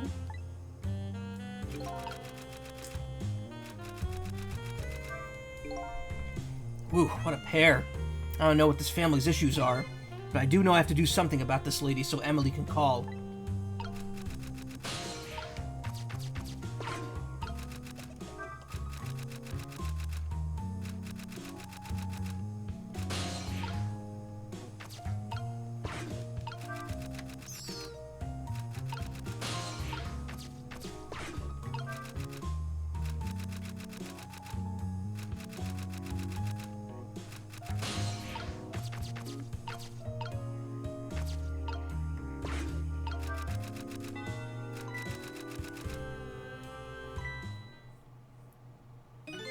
Oh, well, having a good time, are we, little rodent?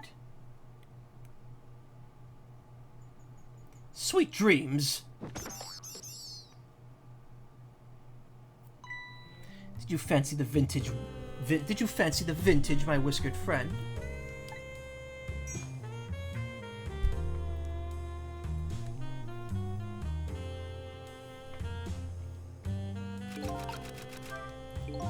powerful than I thought. Looks like she tipped the wall candelabra over to the one side, too. From the angle of these candles, I get the feeling I've seen something very similar to that quite recently.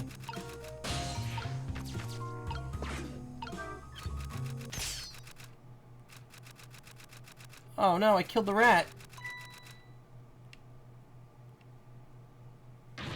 Oh heavens, a blackout at a critical time like this! Of course, dim lights suit my story of love very well, but I myself am not very fond of the dark.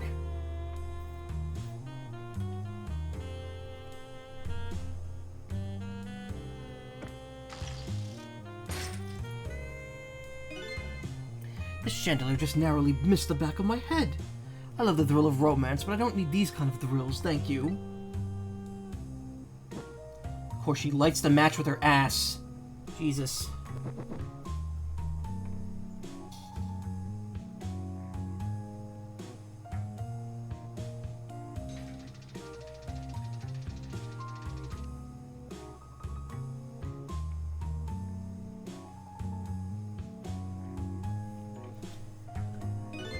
Caked up wine mom.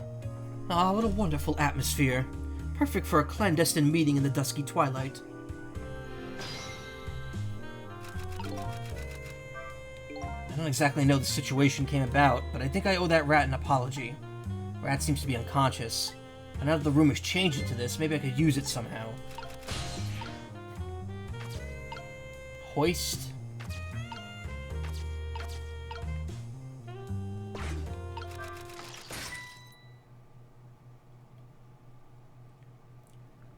What a naughty chandelier. Oh, ho, ho.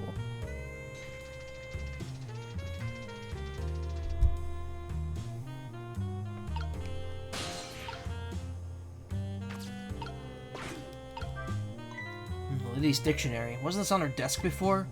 Poor thing, destined to never be returned to the bookshelves.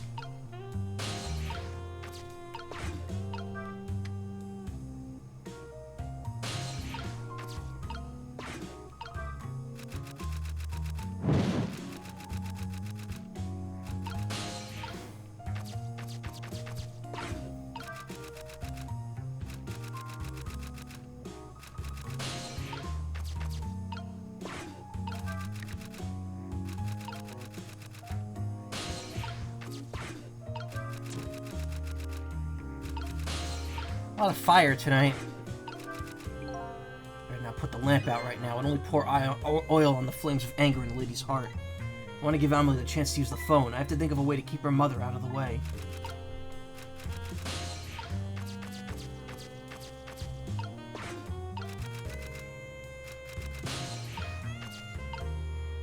The hoist can't be used for anything.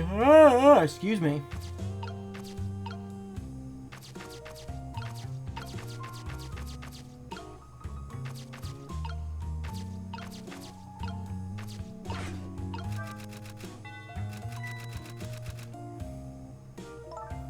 Goodness, look at the time. As I bask in my tale of love, time has been moving on to the speed of light.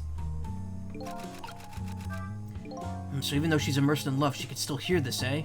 This won't buy enough time for her daughter to make a phone call. Must be something else I could distract her with.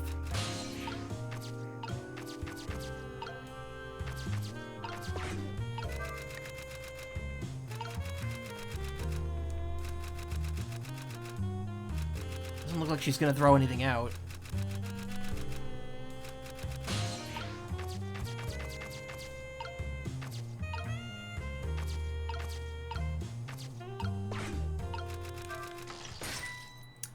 Can't do anything once I turn that.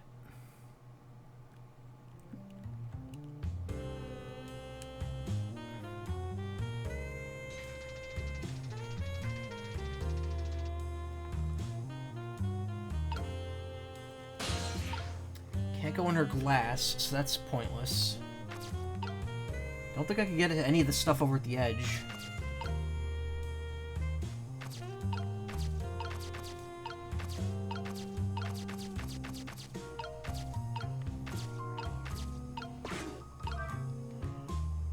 Swing harder. Ugh, excuse me.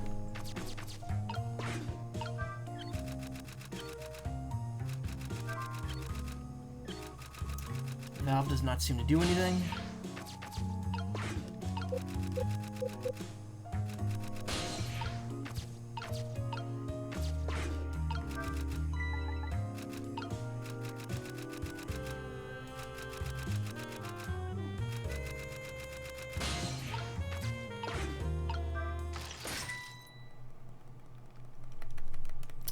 Now, if I could trick out of this, that would be useful, because then I could do stuff while she's moving.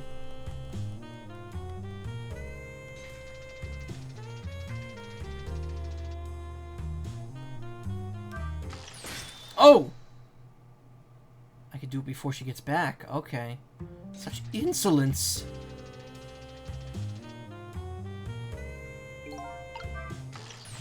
Eek! Amelie, Amelie, help me! Clear the captive on the roof challenge. Mama!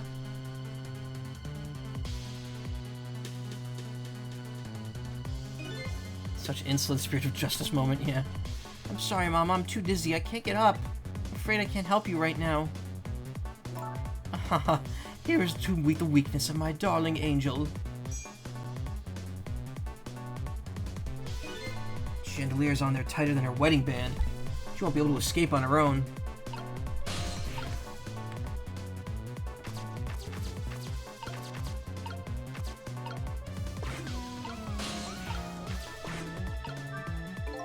Called the novel said she didn't like the dark.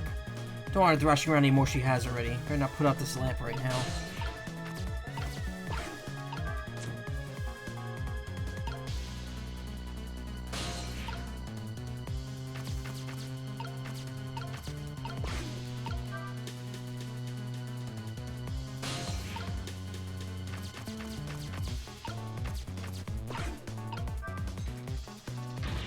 Help! Help! Help! Oh, what is going on here? Amelie, look, do you see this? Help me, please! I'm too sick, I can't get out of bed. My head is spinning, so I guess I'll just have to stay up there spinning, too. Looks like this lady won't be going anywhere for a while. Now the little girl can call her father. Only trouble is she can't reach it. Guess I'll just have to deliver it to her. Oh, that's right, the angle of those candles. Just saw something very similar recently, didn't I?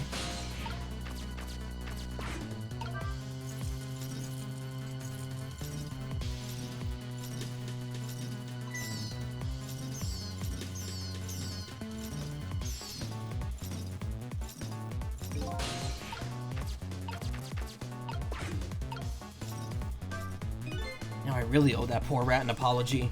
This might be a really good chance for me, too. To get that phone to Amelie.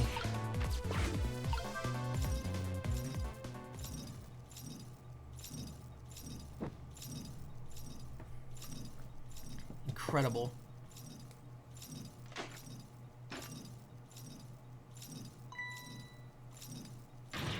Mama! What in the world is going on here?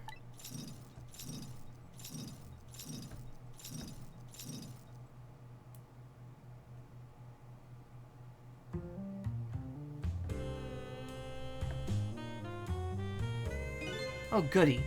Excuse me a minute while I call Papa, okay, Mama? I'll only be a minute.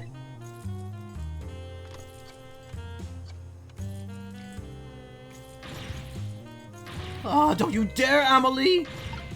I won't have it! Get me down!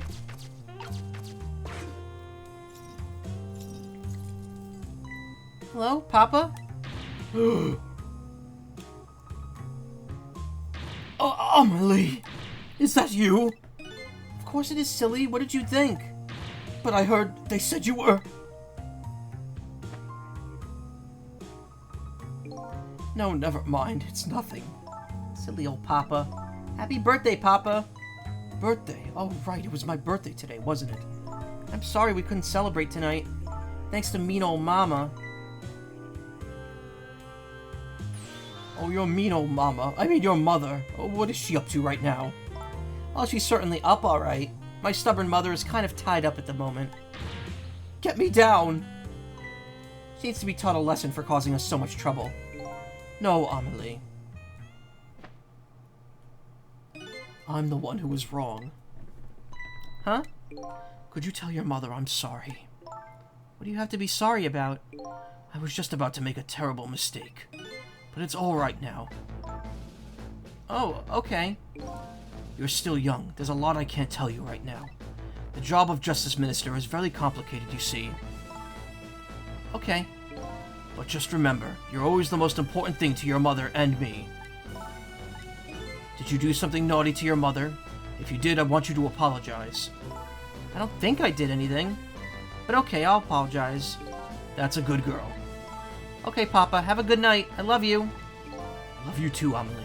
Good night, sweetheart.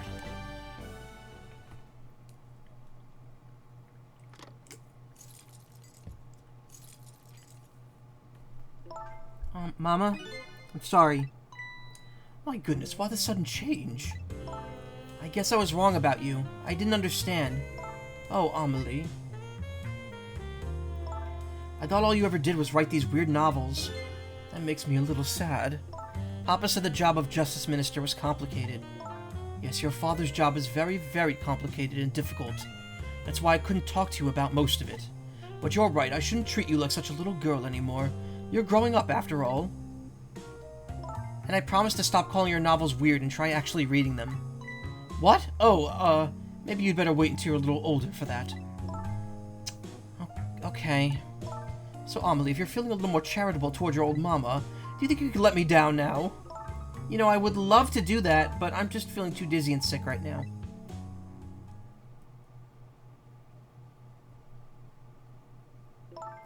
Tonight, on this holiest of nights, my deadline.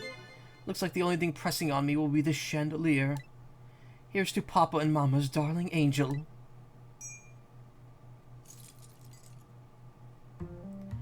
All of a sudden, everybody is getting along again.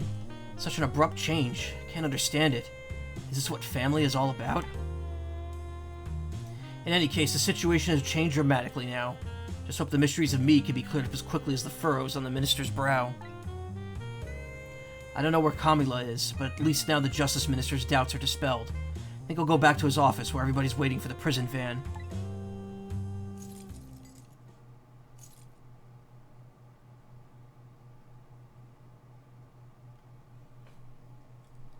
Minister's family now has their smiles and harmony back, but Camila is still in the hands of the kidnappers.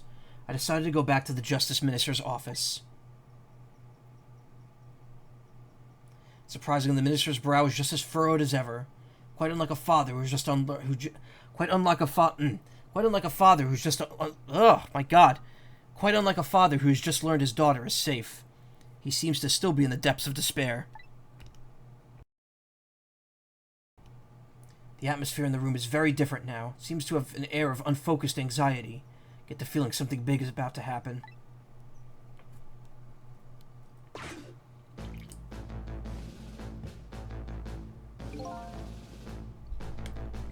I just found out that my daughter is safe. I'd like to express my gratitude. Thank you. Thank you for my daughter's sake, and for mine.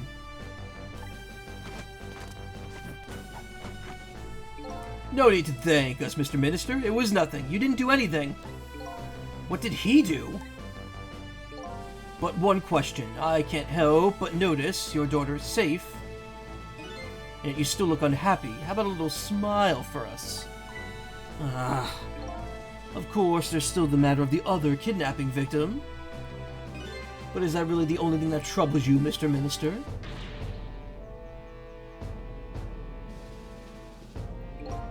Please let me think in peace until the prison van arrives.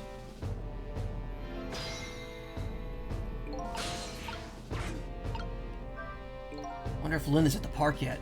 Until we get a report, I guess I'll just have to wait here. This continued distress of the ministers. Is there really something more to it, like the inspector in white said? Hello, Justice Minister.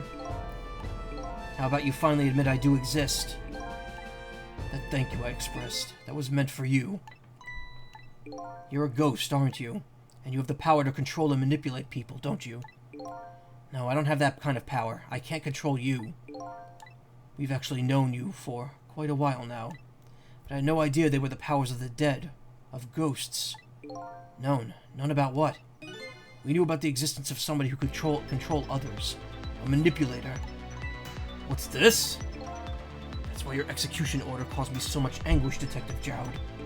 Mr. Minister, why don't you just tell us everything you know? Yes, I suppose I should. You need to hear it all. About the huge mistake this foolish man made. There are some cases in this country right now that are under a top-secret investigation. Of course, you wouldn't have known about them, Detective Jowd. Right, they don't share too much top-secret information with an inmate at the prison. There are 3 prisoners, including you, in the special prison you just escaped from. All 3 cases have a certain point in common. They do they? Tell us more. The rock singer who leaked national secrets in his lyrics during a TV broadcast.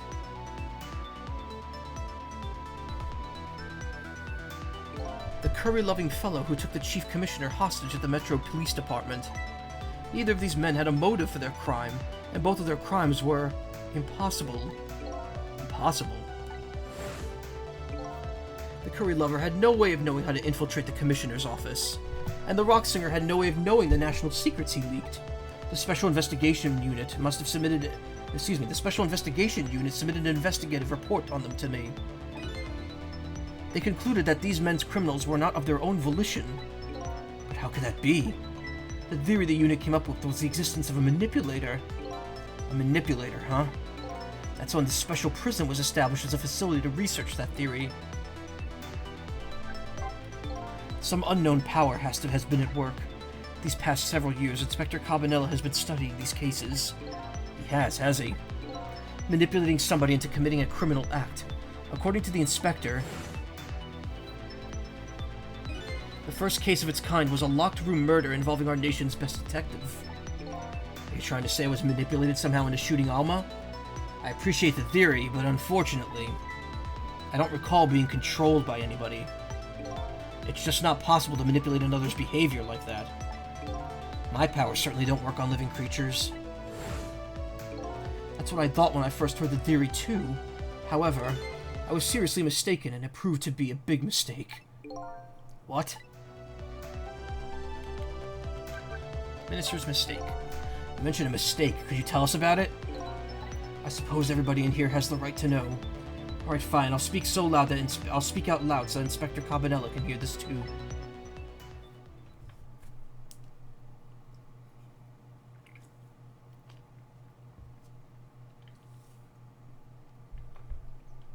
There's something I'd like the 2 of you to hear.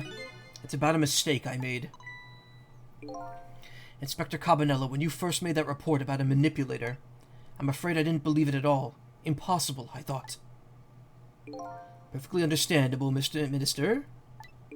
But I was wrong. That kind of power does exist. And I learned the truth of that firsthand. What's this? A month ago, I signed the order to carry out Detective Jowd's execution. However, that act wasn't of my own volition. I was being controlled. What? You never told me about this, Mr. Minister. Wrong voice, but...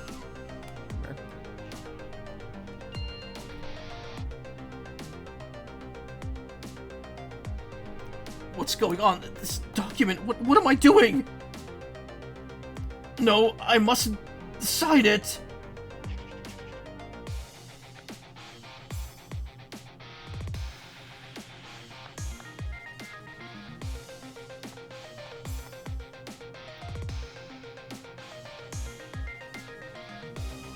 Wait, don't deliver that document!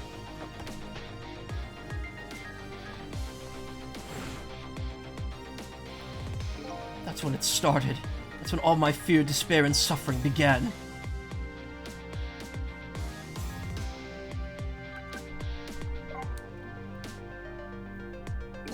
At that time, it didn't even cross my mind that I had been manipulated, and my memory of the event was only hazy at best.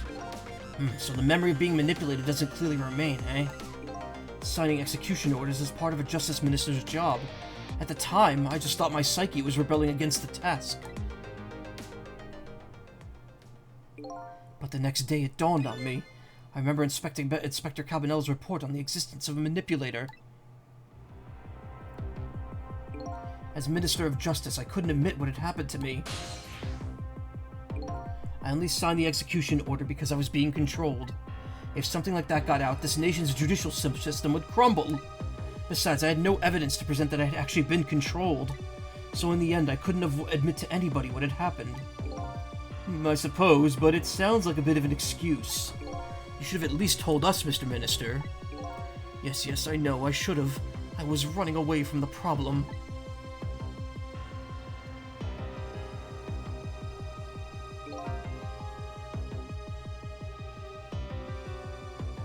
You don't hear any volume changes here, do you? I'm changing the monitor. I don't think it actually affects the stream. Just want to see if there's a more comfortable way of doing this. And then my wife found out I was worried about something. Well, if you go around with an expression like that, I guess it's bound to happen. I explained it to her, and she was dead set against the way I was handling it. If you don't withdraw that order and tell everyone the truth immediately, I'm moving out.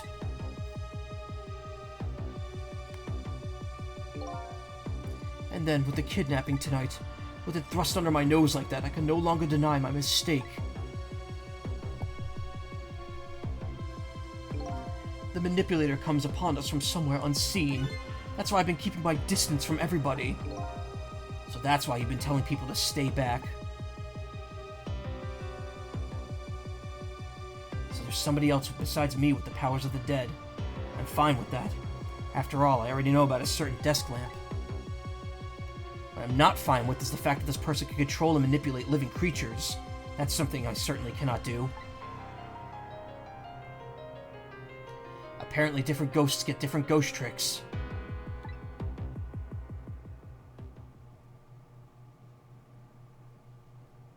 But I never imagined that tonight, I would find out where this kind of power comes from. Where it comes from. Inspector Cabanela, this manipulator is a ghost, a departed spirit. A spirit? As a matter of fact, there's a ghost talking to us right now. What did you say? Zhao, don't tell me you could hear this ghost, too. I'd say the only person who can't hear him is you. Spirit, ghost. Hey, thank you for the raid, Bobby. Gods in heaven. Excuse me, Mr. Minister, I have some urgent business to attend to. I recommend you think long and hard before making your final decision, sir. Raid, hey. Or something, hey. Hello.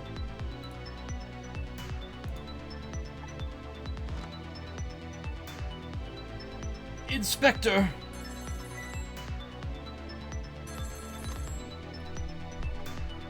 This is Lynn. I'm at the park. I've been waiting to hear from you. Have you found the evidence? Well, the situation here is kind of difficult to explain. Sissile, if you're there, come to the park immediately.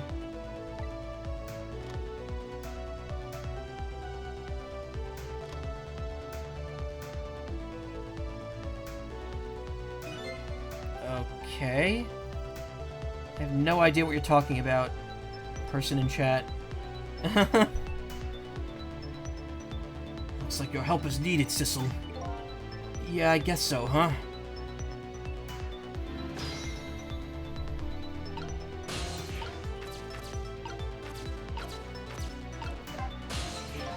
I knew, actually, right from the beginning.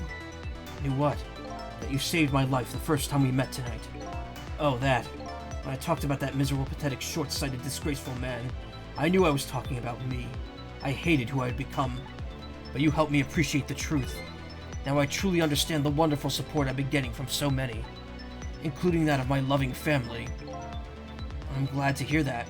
I'm starting to realize what a lucky man I am, and it's all thanks to you. Never saw that coming. The minister was being controlled, huh? I'm truly sorry, Detective Chowd. I have no excuse to offer you. You know, maybe it was all for the best. What do you mean? If you had never been manipulated, you never would have believed the power existed. After all, you're a realist, right? This goes to show you, you never know when even the worst things can turn out good. Detective Jowd, I don't know what to say. Alright, Sissile, you'd better go help Lynn. She's a good kid, but she's got a habit of taking on other people's problems. Yeah, I know. Let's see, she's in Temzik Park, eh?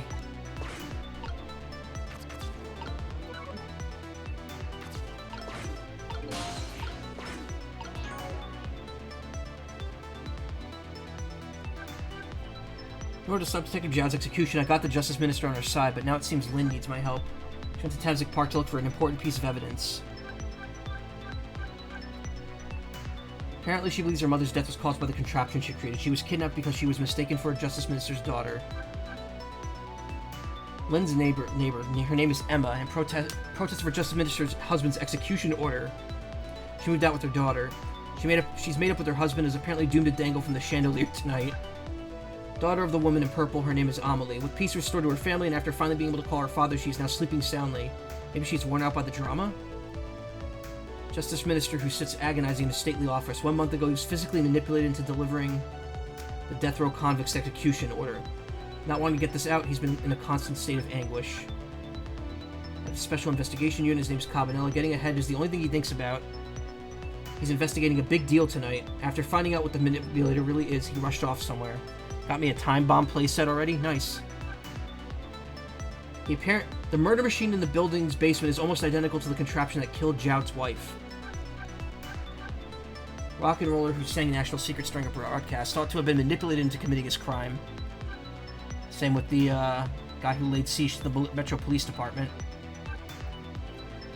He claims to have stolen somebody else's life as well. Inspector Cabanella hauled him into the minister's office after his escape from prison. He's the perpetrator who abducted Camilla, mistaking her for the Justice Minister's daughter. Pair kidnapped Camilla. She has a strong sixth sense and can apparently sense my presence. Beloved mother. Camilla's mother and Zhao's wife. 5 years ago, she was shot and killed when the contraption Camilla made for her birthday made an impossible move. There's a good possibility the manipulator had a hand in her death. Basement of the mysterious mechanical murder machine here looks just like the one in Camilla's old house. Detective Zhao was caught by Inspector Cabanella here. There's nothing else here. After a dramatic battle, the bonds between parent and child are strengthened. The daughter is now feeling dizzy in bed while the mother is dangling from the ceiling. A house the kidnappers are using as their hideout. 5 years ago, Camilla's mother was murdered here. The house has been empty since. As usual, the man is tearing at his hair in anguish. An odd fellow who claims to be the guard of the park is still here. When the little lady was abducted, she hid the music box in the bushes here.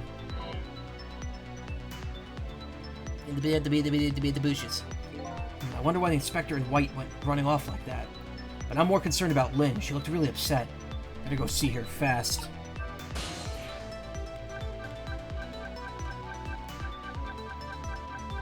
Park.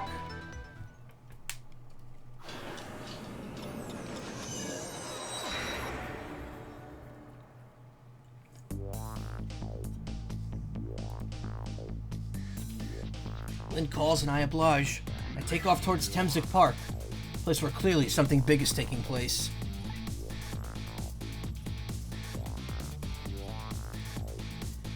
The manipulator, the person whose very existence sheds new light on everything.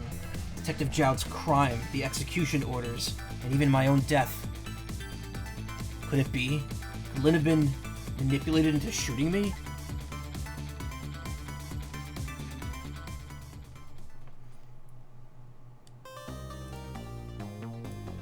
I like how we got this illustration now.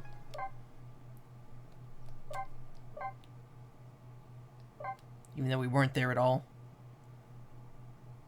Chapter 14, 1:28 p.m. Temzik Park, the site of the little lady Camilla's abduction. The site of the little lady Camilla's abduction tonight, and the place where an important piece of evidence, the music box, was hidden.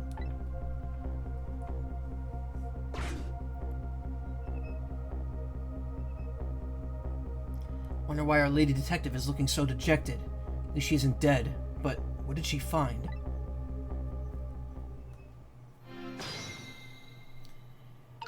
If I'm not mistaken, this is where things get kind of awesome for a specific reason. Huh? What's he doing here? Let me spend a moment's time with you, my love. The world will not end if the food delivery is a little late. late. It's already ice cold.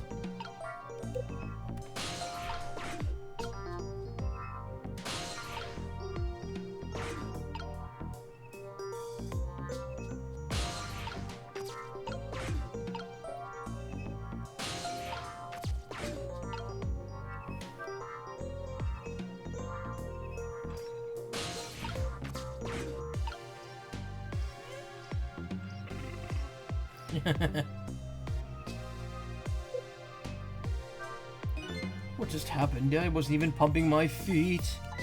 The swing swings me, and I sling the chicken. The swing is swung, and the chicken is slung.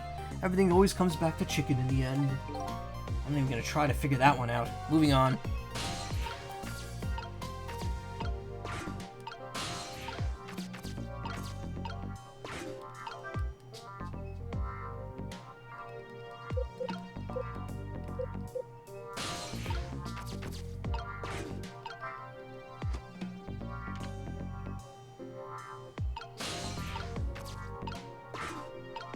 Rugby ball.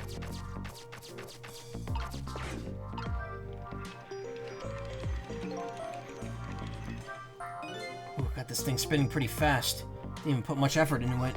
It's quite a bit of power and speed for a piece of playground equipment.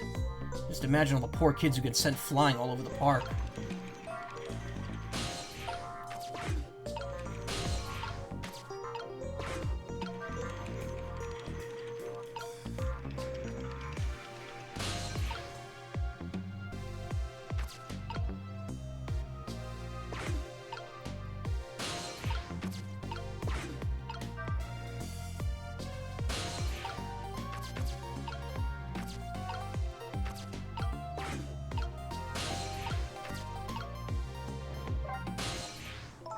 Oh, there you are, Sissile. Your dejected expression, I gather. You didn't find what you were looking for? Right, I can't find the music box anywhere. But I found something else. Something horrible. Horrible. What is it? Dun dun. There, in the grass. Better see it for yourself.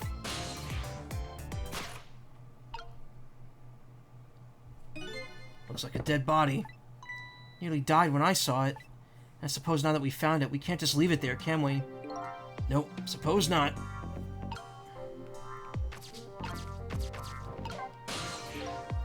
That's so like you. Come looking for a music box and find a dead body instead. What can I say? I'm a detective. Meaning? Well, a detective goes over everything with a fine-toothed comb, right? So there you go. Fine-toothed comb or none, you were bound to run across it. I mean, it is pretty obvious. Anyway, go on, Sissile. Get to it. What am I, your bloodhound?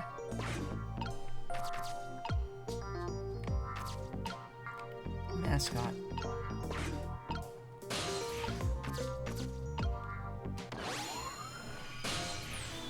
Stop the park from being turned into a housing site. Protect the park, the rock of the gods. You there. Talking to me, aren't you? I have some leaflets for you. Leaflets I know you'll be very interested in. I urge you to peruse it thoroughly. Examine it in detail. Examine it? What? Never mind that right now. Do you remember your name? My name. My name. What does my name matter when there are more important things to worry about? Okay. Come now and study these tracks with me, my brother. Come and learn about the Rock of the Gods with me. The night is no longer young. As a matter of fact, daybreak is approaching. But we are young. Look, I don't have time to get involved in your way of life. But I am interested in your way of death. So let's go back to 4 minutes before your death.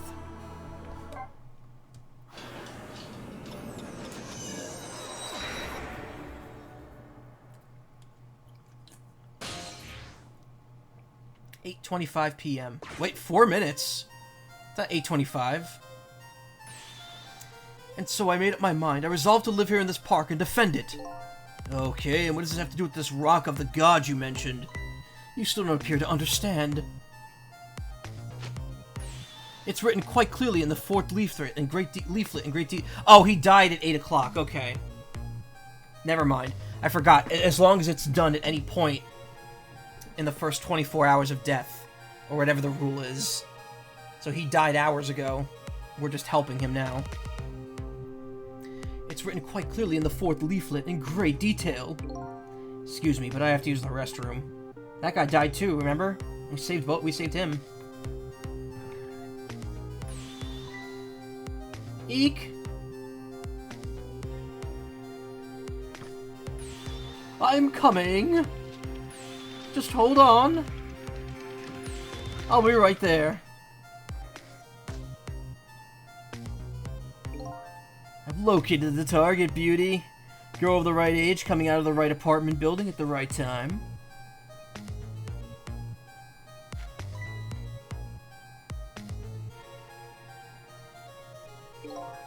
Yes, my dear, I'll go ever so gently and nab her and come right back to your side.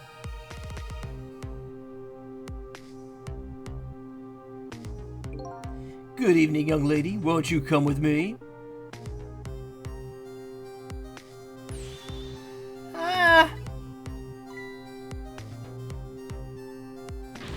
Oh gods, what do I do? What should I do? I have to do something. Huh.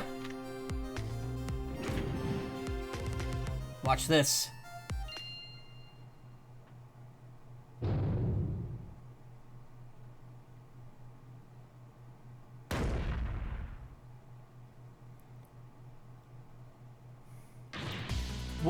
What in the world? What just happened? Oh, that's Mino. Mino the mascot, the symbol of Temzik Park. Forget about the name of that big creepy lump of concrete. I'm talking about the way it changed direction. Did you see that? Yes, I did. We witnessed it with our own eyes. The power of the Rock of the Gods. That was the power of the gods. The power of the gods saved that little girl. And then that same power very deliberately crushed you instead. Yes, precisely. That is called the mischief of the gods. Was it the mischief of the gods, or was it a ghost trick? Nah, it couldn't have been a ghost trick. No ghost trick could change the direction of something that heavy in midair. But wait a minute. What if there was somebody with much greater powers than me?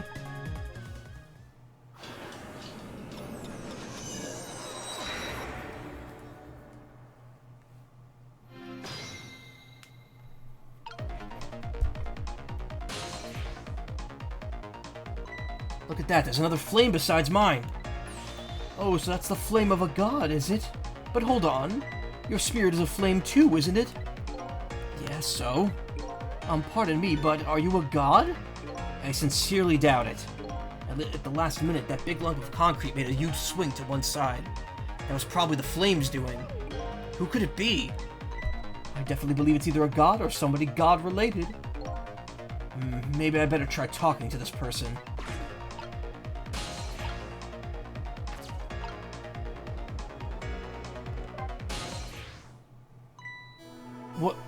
What the? This person with much greater powers than me. It's you? Hey! Sissile! Oh my, it's Missile! You look well for being dead. Did you see what I did? I did it. I tried really hard and I did it. I saved Miss Camila. Are you telling me I was done in by a puppy dog? Missile, what's going on? How did you get the powers of the dead? I'm glad you asked. After Miss Camila went out and you left.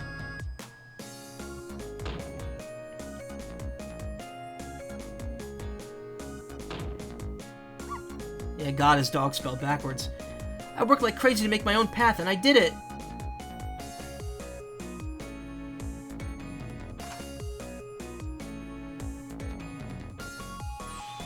And then I followed Miss Camila out into the big wide world.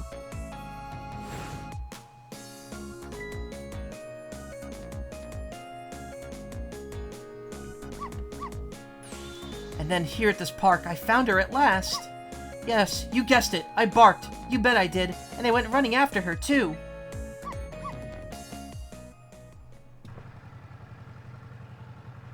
Bump.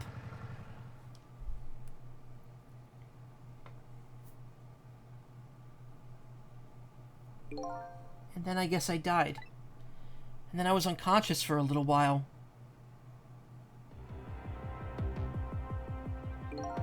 When I came to, it was all over. Poor Miss Camila. Crushed onto that big scary lump. Oh, what have I done? I'm so sorry, little lady. Please forgive me.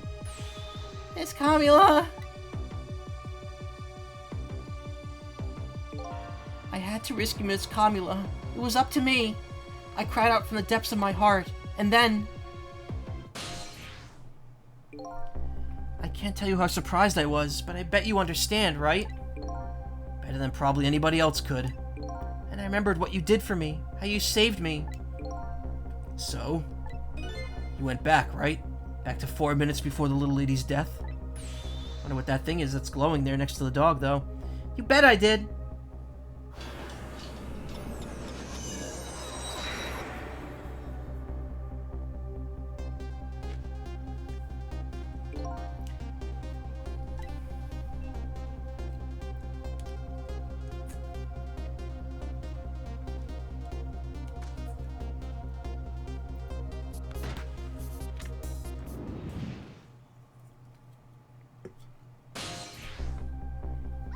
Now's my chance, I thought. I saw the core.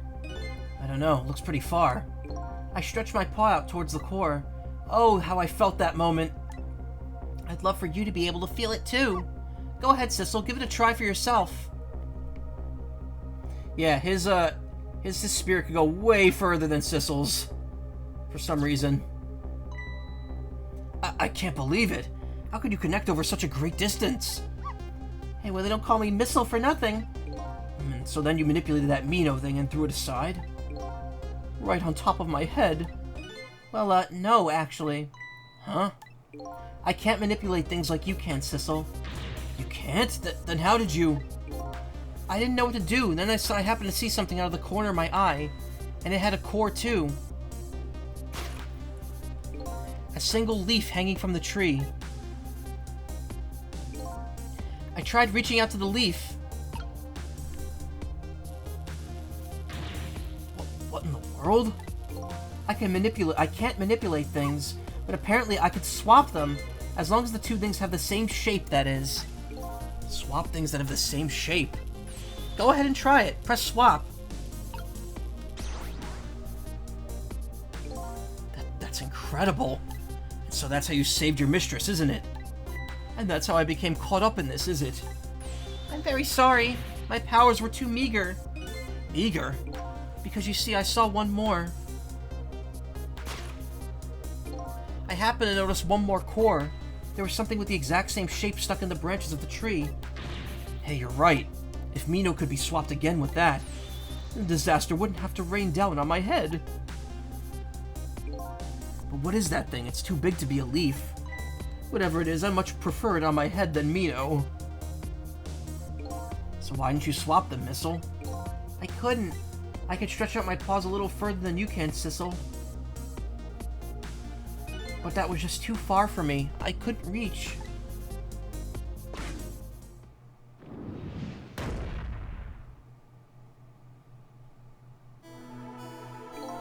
I must admit, this is a fascinating spectacle of a death, if I do say so myself.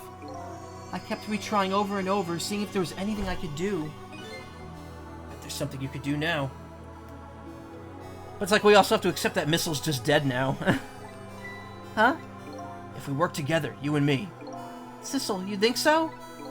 I don't plan on letting anybody die in front of me tonight. Do you think you could help me? Of course. Naturally. So we're going to drop that Mino thing in a different spot. Okay, let's try it. Let's go back again to 4 minutes before.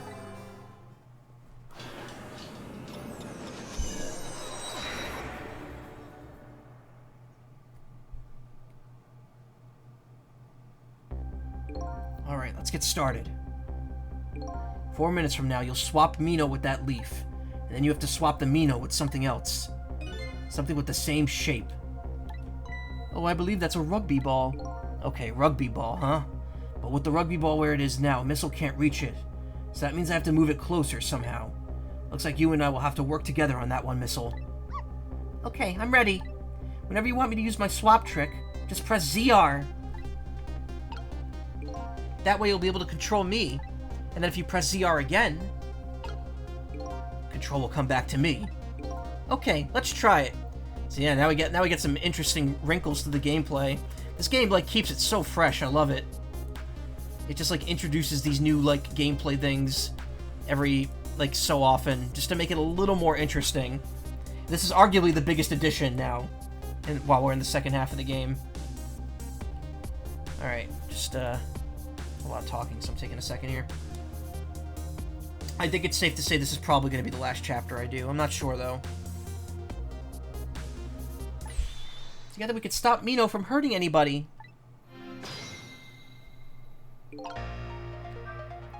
Alright, Missile. Your powers are the key this time. Okay, I'm ready. I could swap anything that has the same shape. Just call me if you find anything you want to try. Probably the best thing to do is just try a bunch of things and see how it goes.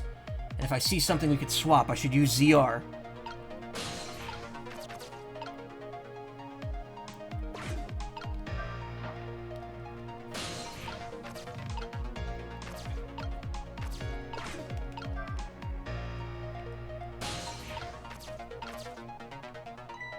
Would you look at that?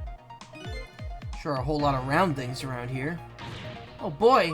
That means it's time for me, right? Oh boy! My hair is also round.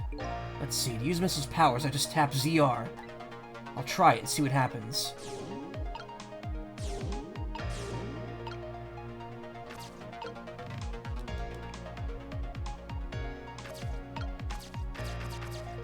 It's liberating having this much control.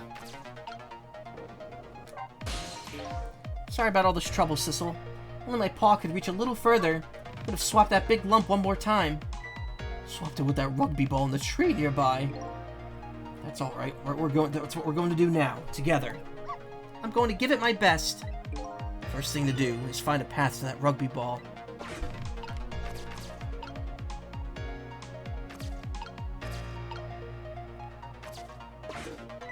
Look at this funny flattened ball.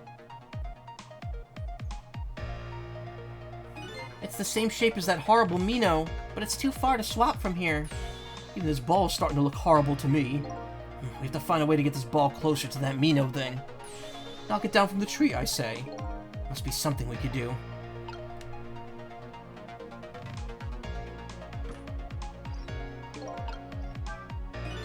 Whew, here you come already. I swore to myself not to repeat my mistakes. Mistakes? When somebody's in trouble, you should lend them a hand. Otherwise, you'll definitely regret it. And now the recklessness of youth has taken over, giving me lightning-fast speed. I've been thinking, if we could stop this man from running, maybe we wouldn't get squished? It won't be easy to stop me once the recklessness of youth has taken over. Stop him, eh?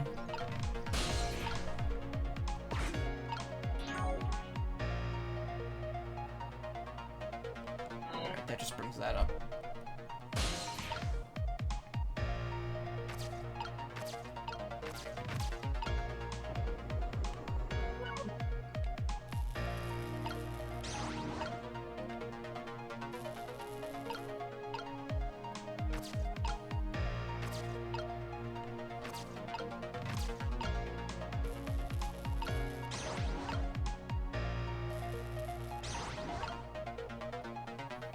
Tire in there, maybe he won't get as much speed.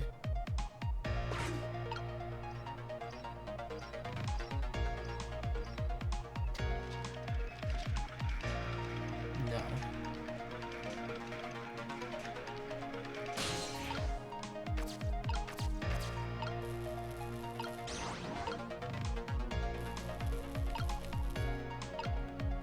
Maybe if I put the tire... Oh, I can't do it while it's tilted.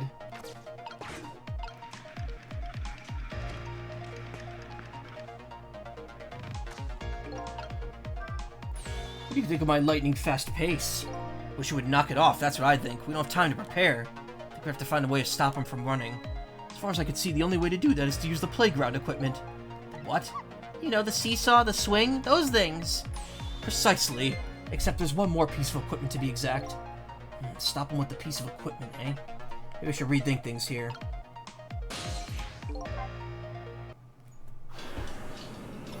Seems you're dealing with ghosts yourself, really. Alright.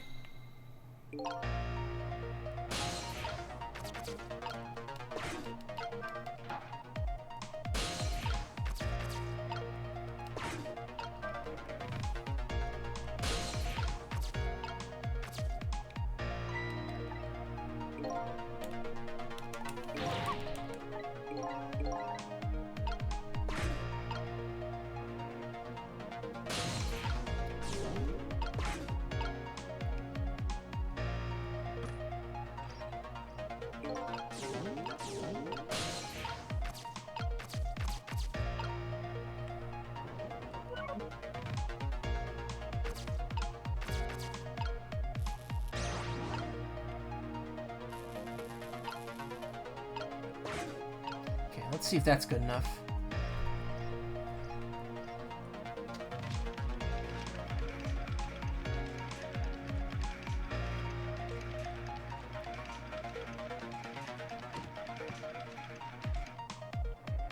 No, didn't do anything.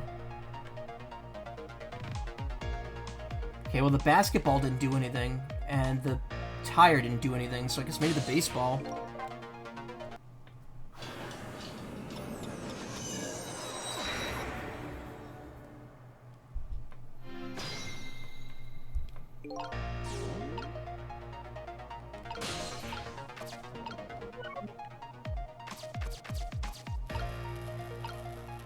Well, no, the baseball's already on there, though.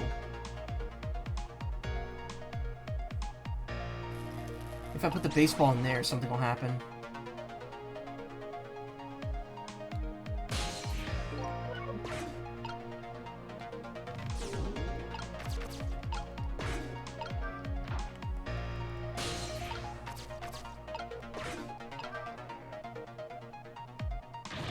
It's so heavy I can't move it very much.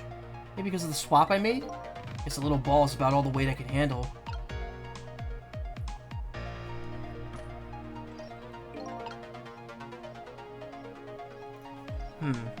Maybe I have to raise it so the ball's there, and then do something with that.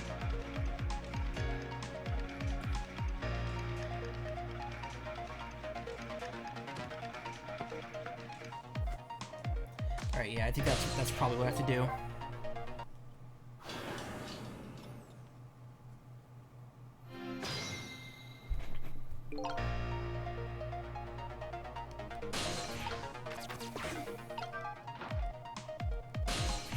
So what I have to do is raise it.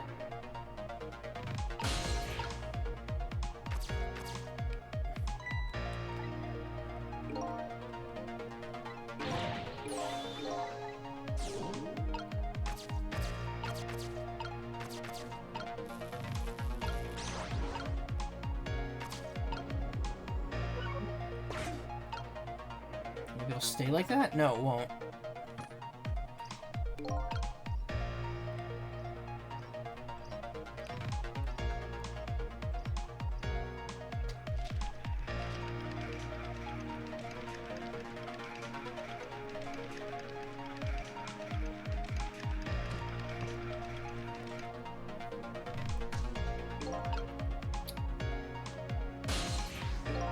I don't know. Hold on.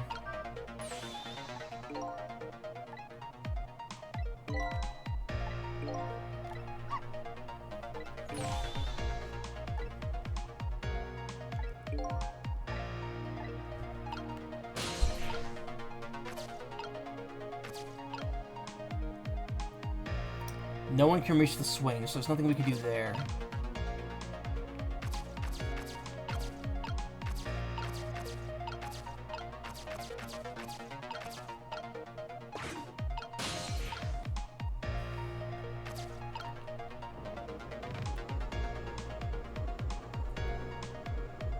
Have to find a way to stop him from getting over here.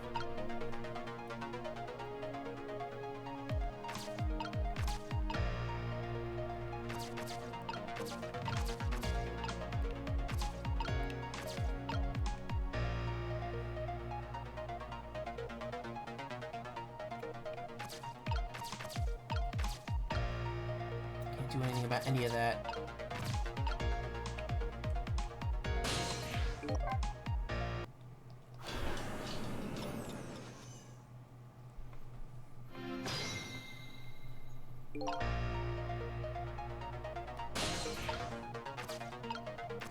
So we know the correct first move is to get over to the edge of the seesaw.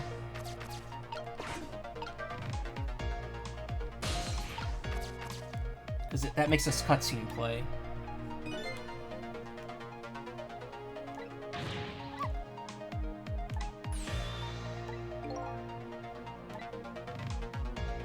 Try it and see what happens. Trying to think of like where we want everything to be. Once he jumps on the seesaw, we can't ghost again, so whatever gets flung gets flung. None of the items seem to be useful when they're flung, so those don't work. Maybe I have to do something while he's in the circle.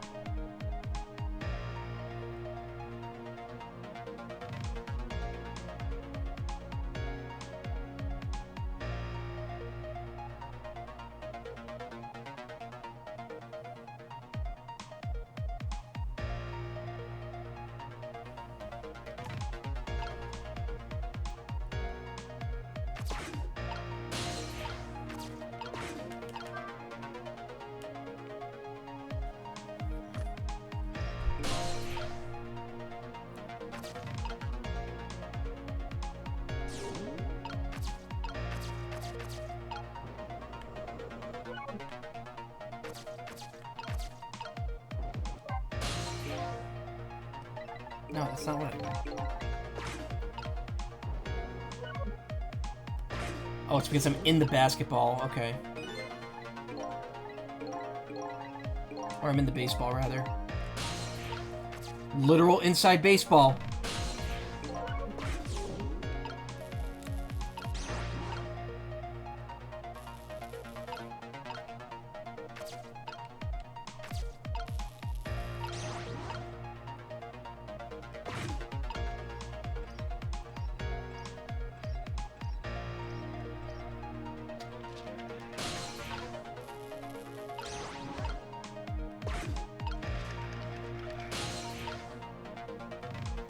It's not doing anything, though.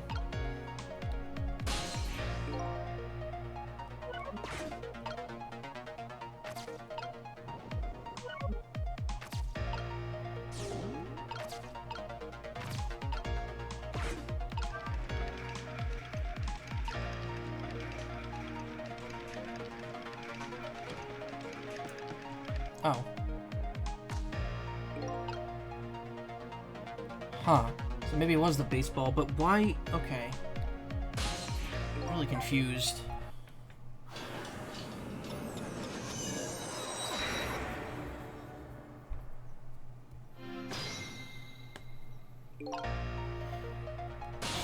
Alright.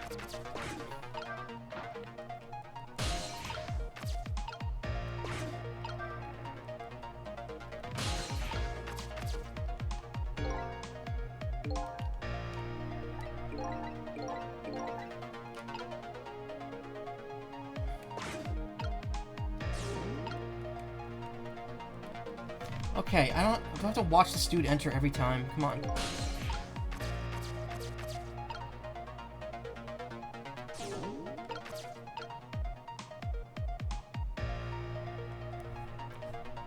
I don't know what to do here. I probably have to wait for him to get on there.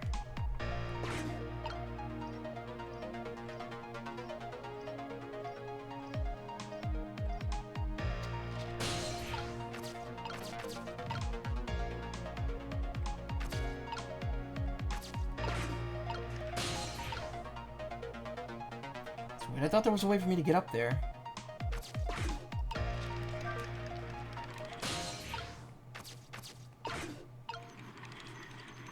Oh, I did just make it spin faster.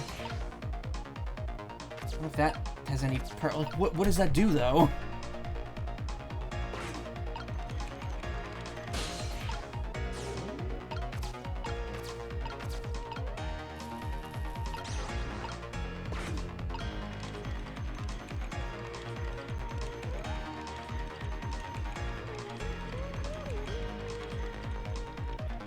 It did nothing. What was the point? Oh, it makes his papers fly out.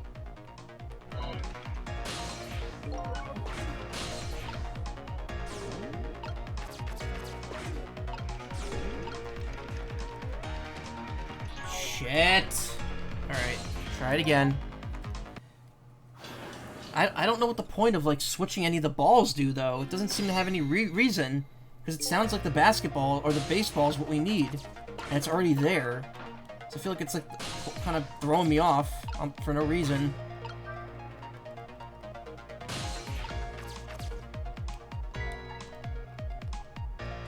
Okay, yep, we get it.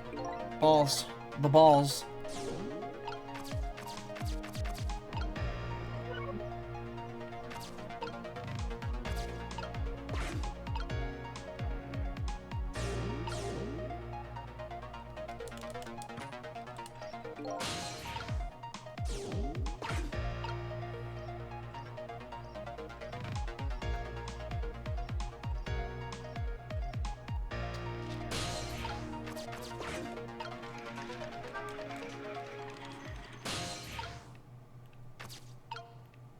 like how the boot is not lined up with where it is.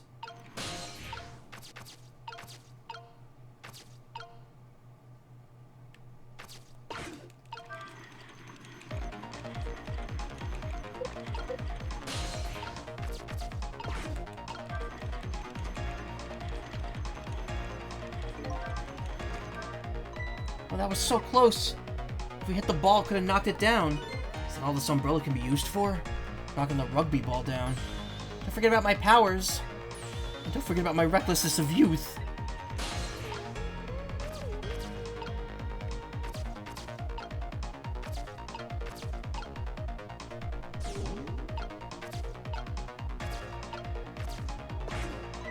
Look at this funny flattened ball. Yeah, I know, we know. We've seen this already.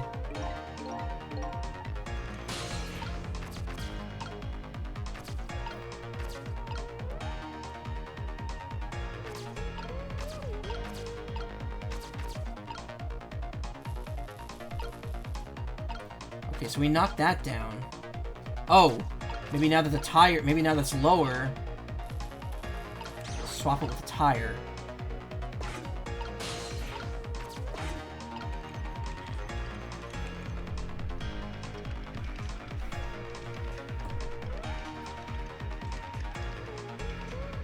And now it'll land nowhere.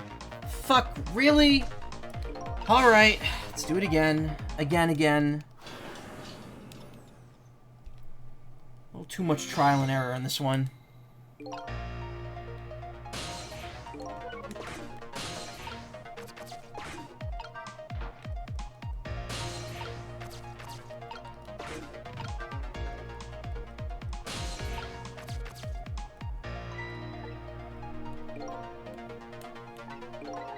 The definition of insanity, doing the same thing over and over again.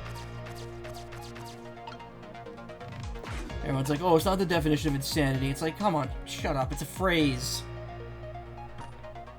It's not meant to be taken literally.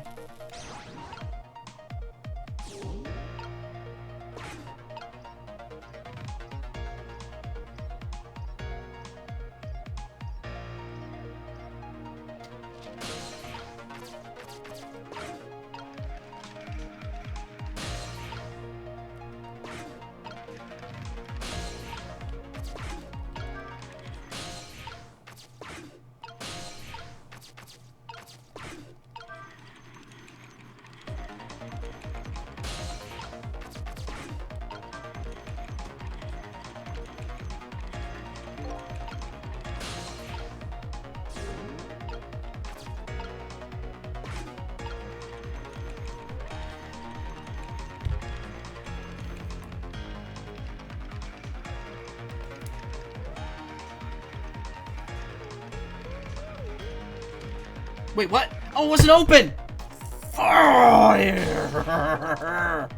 Oh, this game's great.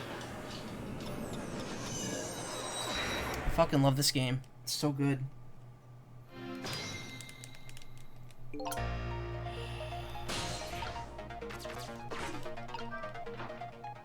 Six steps forward and then just magically goes like 8 steps back.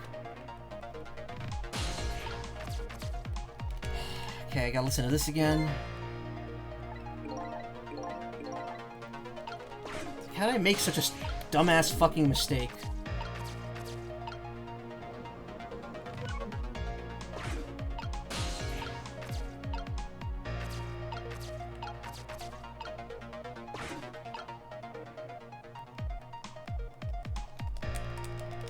Okay, dude.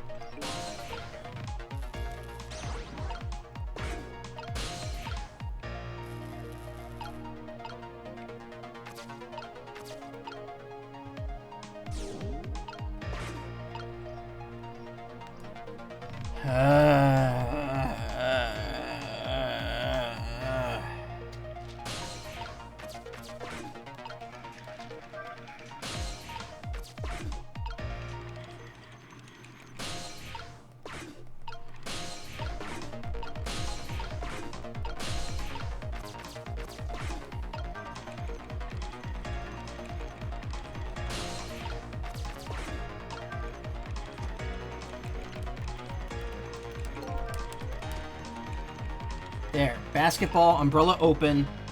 That should be it. Right?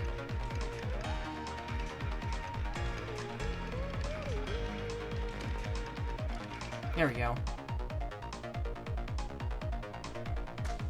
Wow, I so did not see that coming. Never thought the umbrella would catch the ball.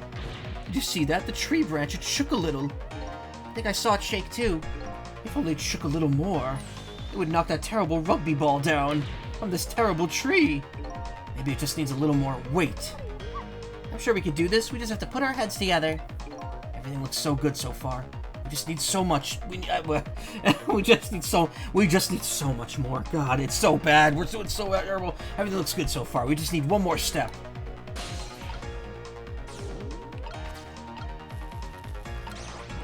Like so.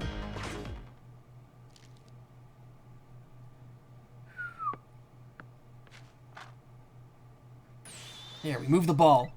What do you think, Missile? With the ball there, I think I can do it. In just a few seconds, you'll swap Mino with the leaf. And then from here, you could swap Mino one more time. The final moment is near, Missile. Are you ready? You bet.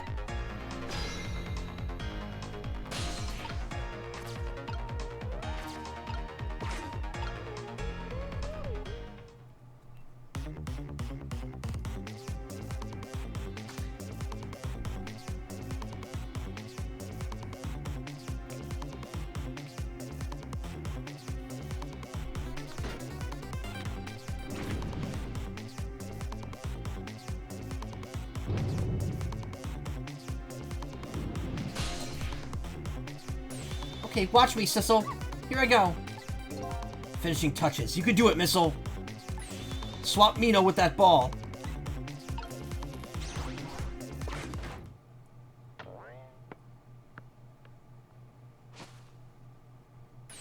There, how's that?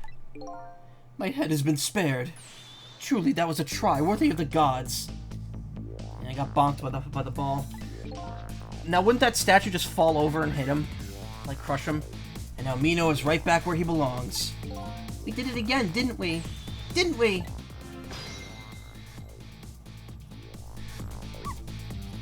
Now nobody has to die. Except for one brave little somebody. Huh?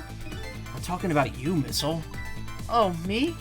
I guess you're right. I'm still dead, aren't I? So now let's go back and save your life. Wait a minute. What is it? Now that I think about it, I think I want to stay dead a little longer. What? When I was alive, I couldn't even help Miss Camula when she was in trouble. I want to be able to protect Miss Camula. And to do that, I need these powers I have now. I see. Perfectly understandable. If you change that fate, though, then doesn't all this get undone? Even I wish I had powers like that. Hey, we just saved you. Don't wish your life away already. Oh, of course, you're right. Okay, Missile, have it your way. By the way, Mr. Reckless Youth, there's a certain detective who needs that music box you found. When we get back to the present time, could you give it to her? Certainly, you have my word. Let's go back then, to the present.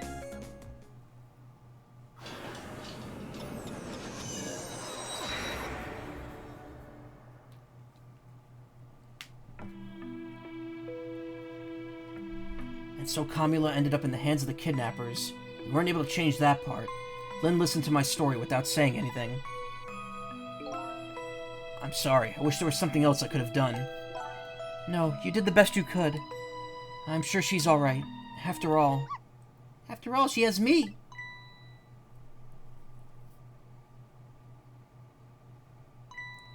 Missile, are you in there? Miss Lynn, leave Miss Camula to me. I know I don't look like much right now, but I'm sure I can help her.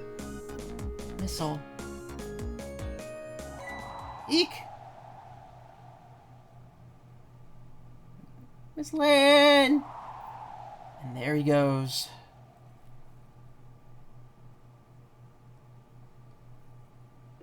I'm going to leave it up to Missile. Kinda looks like Missile's being left up to the wind.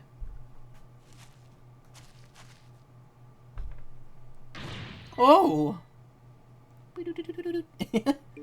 I have something to give you. He dances like a dandy boy. Stop the park from being turned into a housing site. Protect the park, the Rock of the Gods.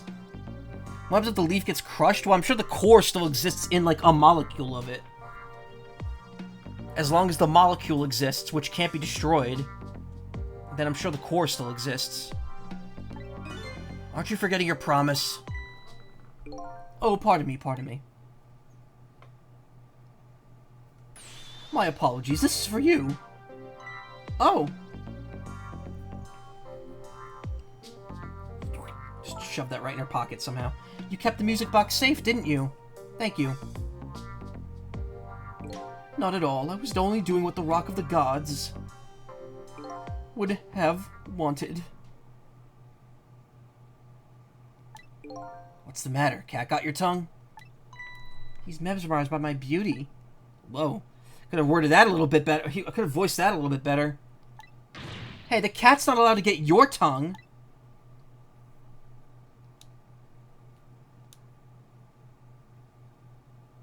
Excuse me, but are you... No, it couldn't be. Have we met before?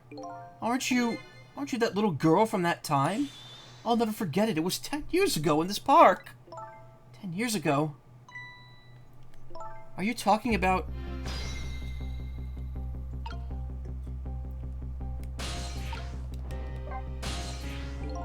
Here in this park, the gods surely control fate. Today, 10 years from that day, we met once again. If it isn't for the power of the gods, then what else is it? Could just be coincidence. But apparently you know our lady detective here. Could you tell us about it? About what happened 10 years ago? Yes, of course. I was actually just about to do that. What's this Rock of the Gods you keep mentioning? Don't you know? It's right there in front of us.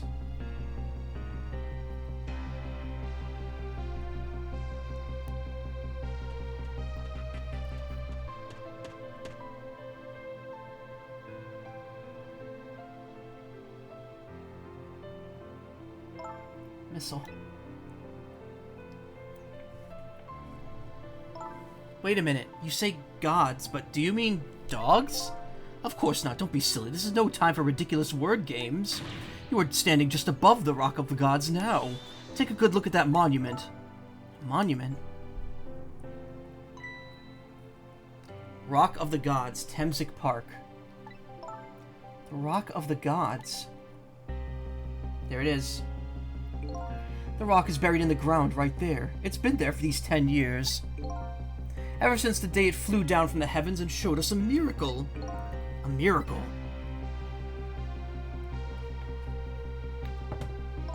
So this rock you've been talking about, is it a meteorite? Precisely. It dropped from the sky on that day 10 years ago. Yes, of course. Surely you know all about it. Me? That day, I just happened to be passing through this park. I had no idea that day would change my destiny. The sun was going down, and through the gloom, I heard the scream of a little girl. Ah! Yeah, now just calm down, drop that. We've seen this. We've heard this dialogue before. Excuse me. I peeked out fearfully from the bushes and saw some shadowy figures. I didn't see the face of the criminal clearly. It's really cool that we've seen like 3 different perspectives of the same scene. And they're actually wildly different. Unlike Tears of the Kingdom, where we see the same cutscene every time we clear a dungeon. I knew I should do something to help, but I couldn't move. The tension was so thick it was painful, just when I couldn't stand it any longer. That's when it happened. The sky suddenly burned bluish white. Yeah, and we learned stuff too.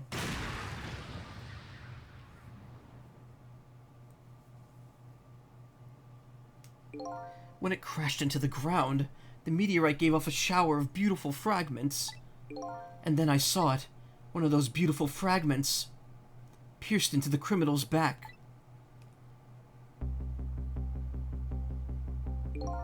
The judgment of the gods was brought down on the park that day. So wait, we never thought to say anything about this afterwards to save everyone a bunch of grief? 10 years ago, the little girl that was you was saved by the Rock of the Gods. Oh my, I can't believe it. The Rock of the Gods was given the name Temsic, and still today, it lies sleeping deep in the park's earth. I never knew about this Temsic. I always thought Detective Jowd was the one who saved me. You were very young then, and you passed out from the shock of being taken hostage. Of course you wouldn't remember. That's funny. A huge incident like that should have caused quite a stir. It's strange you never heard of it, Lynn. It is, isn't it? But now that I think about it, I remember I didn't want to think about what happened. I avoided the news and I never came back to this park again. That's why I didn't know anything about it. The meteorite was named Temzik after the name of the park that it fell in, and then the Rock of the Gods was forgotten. Now an awful thing is happening. They're talking about turning the park into a housing site. Black Psyche locks ahoy, yeah. I'll never forget the miracle I witnessed that day. And so I've taken up residence in this park and I'm trying to appeal to the people. Protect the park, the Rock of the Gods. That is my mission. I see. See, even the most oddball characters have, like insane story significance to this game. I'm taking you with me, Missile. So 10 years ago, the little girl that was Lynn wasn't aware of the meteorite. I get that. But Detective Jowd, on the other hand, there's no way he didn't know about this Temzik thing. And if he knew, and the man died or took his life, what was that confession of his all about? The rocks of the gods that fell from the sky 10 years ago changed the destinies of many people's lives, like the ripples on a pond when a pebble is dropped in. With every answer I get, I learn about a new mystery. Will I be able to break the chain of mysteries before dawn? Anyway, now that we have the evidence we need, we decided to meet up again at the Minister's office. Besides, there are a few things I want to ask Detective Jowd.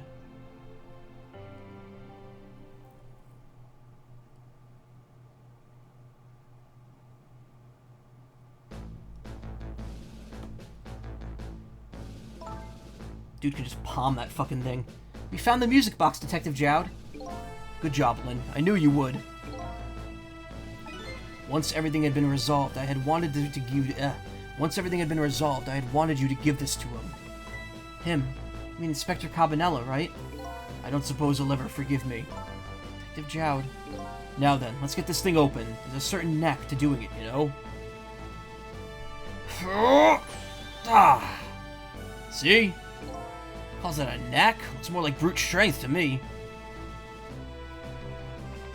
How did that fit in there? That's bigger than the box.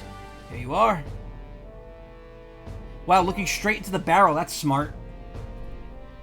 You should find scorch marks on the grip. Scorch marks? When Camilla built her contraption, she used a special kind of string. It's the kind of magicians use. It burns up in an instant and disappears. Yeah, and getting prints on it. Well, to be fair, no one fired it by holding it, so there would be no prints on the barrel or on the holster, assuming he didn't touch it there. Why would little Camilla use something like that? I don't know. Maybe because she's a detective's daughter, not leaving any evidence behind and all that. In the case report, there were mention of some scorch marks.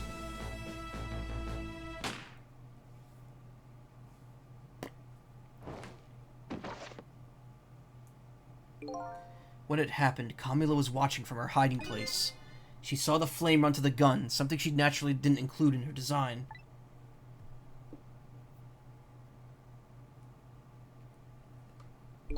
I took the gun out of the frame and replaced it with a picture. If you remove the picture, you should find scorch marks behind it on the frame, too. And those marks should match up with the ones on the gun. In other words, it proves the contraption existed there in that room that day. And it didn't work the way your little girl intended, is that right? Exactly. Some cowardly culprit modified the design. But that angle was never brought up in court. And so as Justice Minister, I must call off the execution at this point. I knew I was right. It wasn't Detective Jowd. Now we could finally prove that. Thank goodness. Thank you, Lynn. In those eyes of yours, I see the eyes of that little girl from 10 years ago.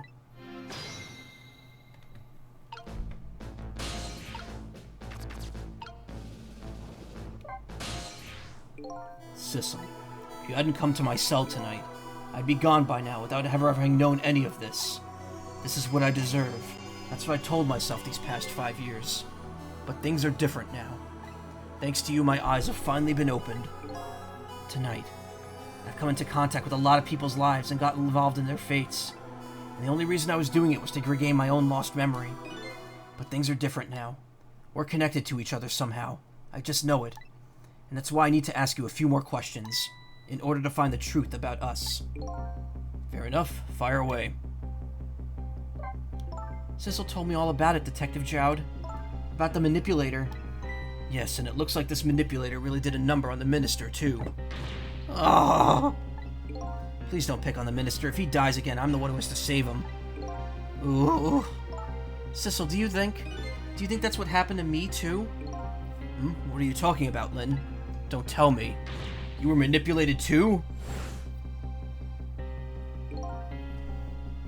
There was always a part of me that I just couldn't believe it.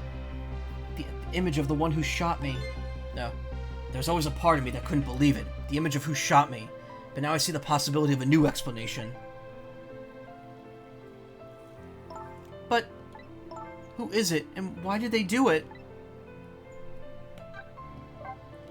That contraption was a birthday surprise for Camula's mother, wasn't it? That's right.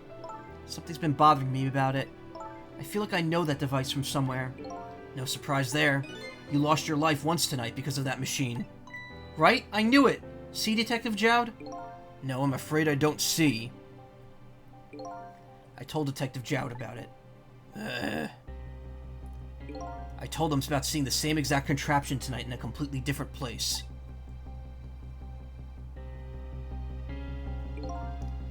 It's very strange indeed.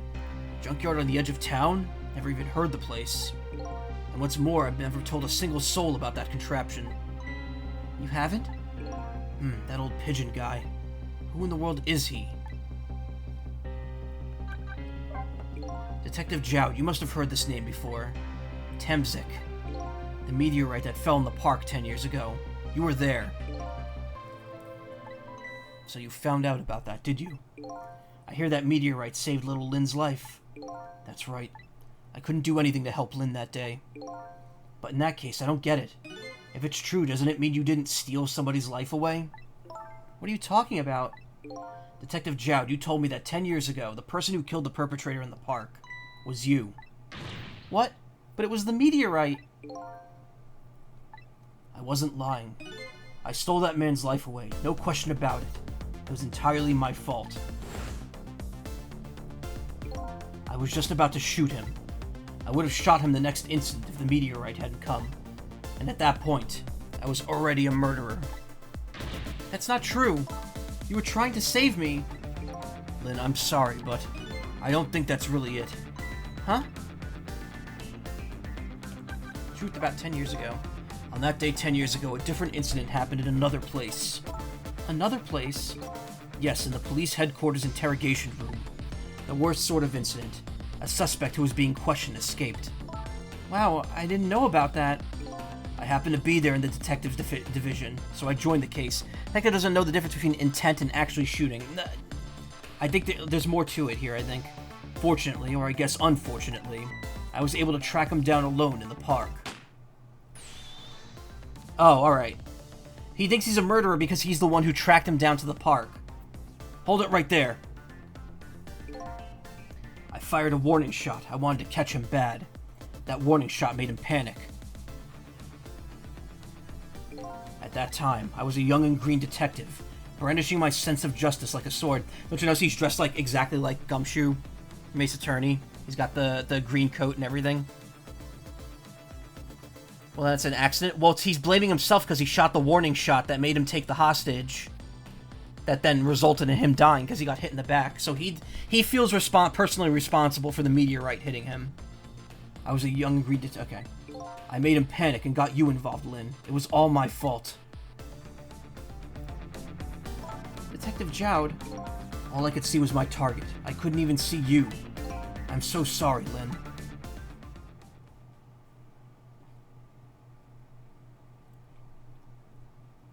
So the man who grabbed me died that day.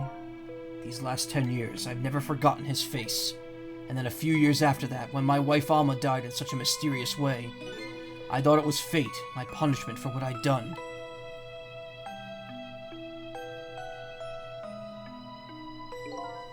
I painted pictures in my cell, nothing but portraits of people's faces.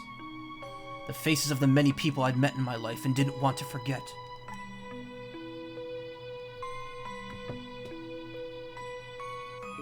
And tonight, I finished my last portrait, the final face I wanted to remember.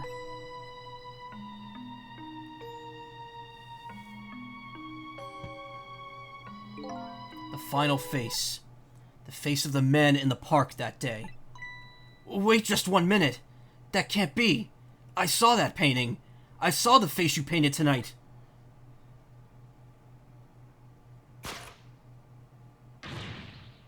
It was my face.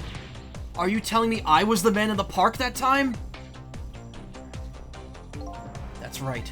The face of yours is the face I saw 10 years ago. The face of the man whose life I stole, or the man who was pronounced dead at the scene. But hold on, Detective Jowd. That can't be true. I just met Sissile for the first time tonight. And he died right in front of me. By the way, the man that I know in the name of the man I by the way, the name that I know the man in the park that day by isn't Sissile. What? From the first minute I laid eyes on you tonight, I've been wondering, who in the world is this guy?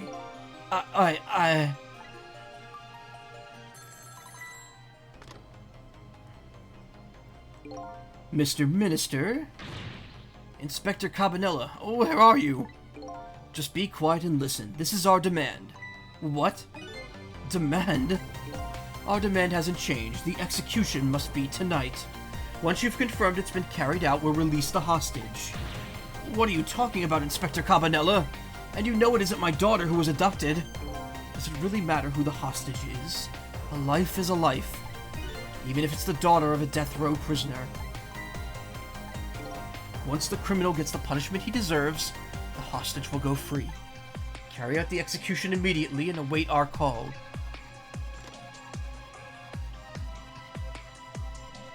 What is it, Mr. Minister? You look paler than ever. What in the world? What's going on, Inspector Cabanela? The rock of the gods that fell from the sky 10 years ago twisted the fates of many people and started a chain of tragic events. And even now, the chain continues to grow even longer. Inspector Cabanela's call proved that to us. And the greatest mystery of all has risen to the surface. Who is this me I've been chasing all night? Who am I? I'm even further from knowing than when I started.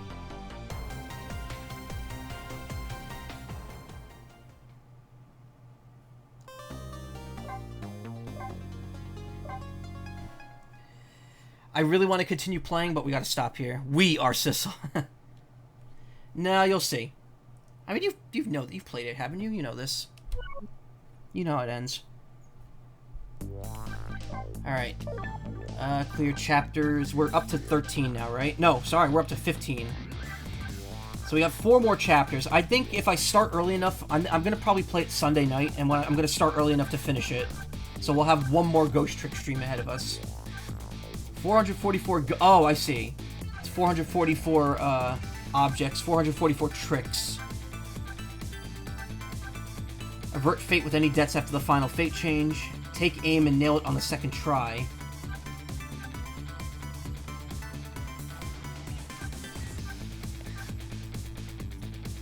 Fail by removing a large symbol. Girl challenges. This is for the extra mode. Yes, the number 4. Yep, death.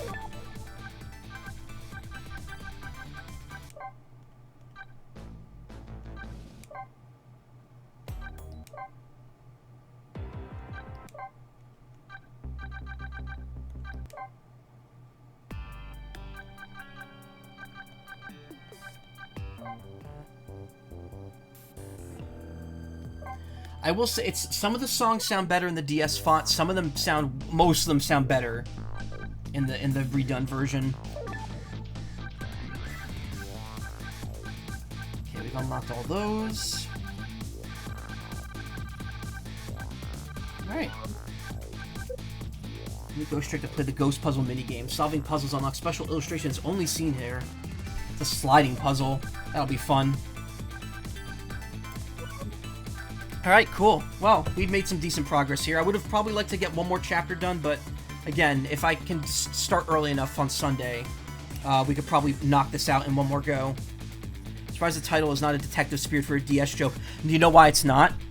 You know why it's not? Because this game came out in 2010 when they realized they'd already exhausted all the DS puns. Because they were like, oh man, some of these games are not going to be on the DS. We might not want to do this in case we ever have to revisit them. I mean, let's be honest, that's where Dark Souls started. Dark Souls was originally going to be a DS game, of course. Of course, I'm not lying. I'm being absolutely truthful there. Anyway, thank you so much for coming. I appreciate it. Today was kind of a weird day. I haven't been feeling super great, but I'm really glad. No way. I'm joking. I'm joking. I'm glad I streamed. I almost backed out of it tonight, but I'm glad I did because we made good progress. And I had good ice cream. And, yeah, we had a good time tonight. Briefly, just to mention the plans for the rest of the week again. Tomorrow, no stream. I'm going to be with my friend in VR for his birthday. We're going to be doing stuff all night, probably. Wednesday and Thursday will be Zelda streams. I will be hopefully finishing off the Pen quest line, finish off the Great Fairy stuff, and then do the Zora Dormammu? Do the Zora Domain stuff, and then probably next week we'll end up like laser focusing on finishing it. Friday, Saturday I will not be here. I'm going out. I'm actually going to go visit Nessie for the first time in like a couple months now. Well, we've hung out together. We went to Anthropon together, but I'm going to see her. I'm going to go to her place. We're actually going to our friends for her birthday. It's going to be fun. Little party. Sunday I'll come back and I'll hopefully finish Ghost Trick that night if I'm feeling up to it, because I'm going to be coming back and I'm immediately going to be like doing stuff. But again, we'll try to finish Ghost Trick, and then next week we'll be mostly trying to finish Zelda, and then probably easing back into Star Force 2. Which, by the way, I played a little bit of Star Force 2 offline. What I did was, excuse me, I went and I got all the item cards for it. So I have a bunch of extra battle cards and stuff. I used all the item, like, Star Carrier Kit cards, whatever they're called. And yeah, that's kind of the rub right now. So next stream's gonna be Wednesday and Thursday. Lots of Zelda coming up. I'm excited for it. I'm excited to finish it. Excited to finish Ghost Trick. And then we'll see what happens after that. We're getting further into the month than I thought, and nothing's been beaten yet, but hopefully by the end of next week, both this and Zelda will be off the menu here. And then we'll focus on Mega Man and maybe another game that I'm going to work in.